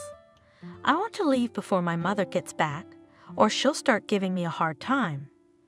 Go on, there's no hurry to get home." Abigail grinned. Harry really didn't delay, took his things, kissed his children, kissed his wife on the cheek, and left without waiting for his mother. He was glad of such good fortune. Miranda would not have been delicate, would have said everything she thought about his business trips, or maybe she'd try to keep her son. That's what she told her daughter-in-law when she got home from work. "What do you mean he's gone?" "Where? Why? What business trips? Why did you let him go, Abigail?" "What could I do?" "Lie across the door? Get down on my feet?" "I still have my dignity. I put up with it because I loved him and hoped he'd love me back, but I guess he didn't. I'll file for divorce, and in the meantime, I'll probably move in with my kids. What are you doing? Why would you do that?" Now Miranda was ready to lay across the door, terrified. "What will I do without you, without grandchildren? What are you doing? My son's away. I don't know if he'll be back. Are you going to leave too?" "No, Abigail, don't leave me." The women hugged each other and decided not to part. Abigail was left to live with her mother-in-law. They had been on the best of terms from the first, and Harry's behavior did not affect it at all. Of course it wasn't easy for them. Both of them were tied up with taking care of children who had already started walking and were very restless. Neither Miranda nor Abigail had a car, and neither had a license, so they sometimes resorted to the help of Mason, who, after the departure of a friend and the news that Abigail filed for divorce, began to visit them, to provide the necessary assistance, to play with the children, whom he sincerely loved. He was in no hurry to explain himself to Abigail, for he feared that she was still suffering because of Harry's deed, from whom he had heard very little and no news of any substance. Harry arrived in Istanbul and went straight to the hotel where Emily, according to her, worked at the information desk. On the day he checked in, there was a different, unfamiliar girl at the desk who didn't answer any questions about Emily, but that didn't bother the young man very much, because his beloved might have had a day off. However, she didn't show up the next day and the third. The hotel was luxurious, and it cost a lot to stay in it, and although Harry had money, it might run out, and he could not wait for new arrivals. After waiting for Emily to appear and despairing of seeing her, Harry decided to spend the evening in the bar, just to sit and drink, to get rid of his longing for Emily for a while. It was there, in this hot spot, that he saw his one and only half undress it. She was wriggling around a gleaming pole, stripping. She was as good as ever, but that wasn't what struck Harry. It was the sight of a dozen drunken men devouring her with their eyes, whistling, applauding, encouraging the girl to get rid of the rest of her toiletries. When Emily finished her dance, Harry moved toward her, but the road was blocked by 2 large security guards. It would be unwise to confront them. Harry decided to wait until the end of his beloved's work evening. He habitually took up his post at the service exit, hoping to intercept Emily. Staying in the hall, where she walked almost naked between the tables, exposed to everyone's lustful gaze, was unbearable. It was a long wait, but when Emily finally came out, Harry rushed to her. "My dear, are you here? I've come to see you." Emily, not expecting such a meeting, did not express much joy. "Yes, I'm here. Where did you come from?" "Why?" Unexpectedly. The girl was confused. "I told you I'd come. I can't do it without you. We'll always be together, won't we? I've left everyone, my mother, my wife, my children. I don't need anyone but you. And you, why are you in this bar?" He asked me in a confused way. "I dance here. I'm a stripper. Does that embarrass you?" Emily regained her fun, playful mood. "A stripper is not a prostitute. If that makes you uncomfortable, I'm not sleeping with anyone. We're not even allowed to have personal contact with visitors. And where are you staying?" "This hotel. Will you invite me to your place? I'm tired and hungry, to be honest. Dancing is a lot of work, but you can give it up if we're together, can't you?" "I'd do anything for you, anything to make you happy." "Well, we'll see if I should quit my job." Emily cheered as she made her way to Harry's room. "You've made some money, haven't you?" "Yeah, well, you've never been poor or greedy. I'm glad you came, honestly. I missed you. Always thinking about that crazy Christmas night. Whoa, whoa, whoa. Hugs, kisses later, place your order. Let's pick something not too heavy together. I have to watch my figure." Yes, Emily's figure was in perfect shape. She became even more slender, flexible, and her acrobatic caresses drove Harry crazy. He realized he could hardly go home to his wife and children. Finally, about his beloved, with the God-given woman herself, and let her be a stripper if she liked it. Let all the men look at her, drool and die of envy for the one she is alone with every day. And he, well, yes, he'll be jealous, but Emily is no Abigail. There'll never be peace with her. And someday they will come home, live as a family, and no one will stop them from being happy. The happiness lasted for 6 months, then Harry ran out of money, and with it his love for Emily. Harry began to hint that it would be a good idea to return home to a place where he could earn money and provide Emily with the lifestyle she needed. Back home. Back to you. My home is here, Harry. I've got work here. I've got money. I've got fame. And what's out there? But I told you, I'll work, I'll provide for you. With what? vegetables to make soup, laundry detergent to wash your socks. You see, darling, I'm used to all this squalor. I can't stand the thought of this house. No, don't ask me. I'm never going back there. But what are we going to live on? I've got nothing left, and I can't get a job at my social status. So come back, Harry. They're waiting for you at home. You won't be homeless. You won't be unemployed. Don't go whining about how you can't do it without me, and you love me and all that. I've heard it, but I've never seen it done. Well, I've seen things that don't make a man look good. You betray your own too easily. Will you betray me too? Emily, if I betrayed, it was only for your sake, and to betray you, my beloved, how can you imagine such a thing? Exclaimed Harry, wringing his hands. I can imagine it very easily, darling. Yes, you sort of love me now, but only because I haven't turned into a pet chicken. The minute you see me in a kitchen apron and old slippers, you'll start looking for another ideal. Don't shake your head. That's just the way it's going to be. Emily waved her hands in the air. You won't walk around in slippers. We'll have a housekeeper, a cook, whatever you want, promised Harry. I was surprised at how pragmatic his beloved, who had seemed a model of carelessness and frivolity, had suddenly become. The housekeeper? I'd have to pick up her slippers, and you'd have to finish your lunches. How much is your salary? What's your alimony? What are we gonna use to rent an apartment? Or are you thinking of throwing your family out on the street? Or is your mommy gonna welcome me with open arms? Harry, come back here and get some perspective on real life. Emily, but what about then?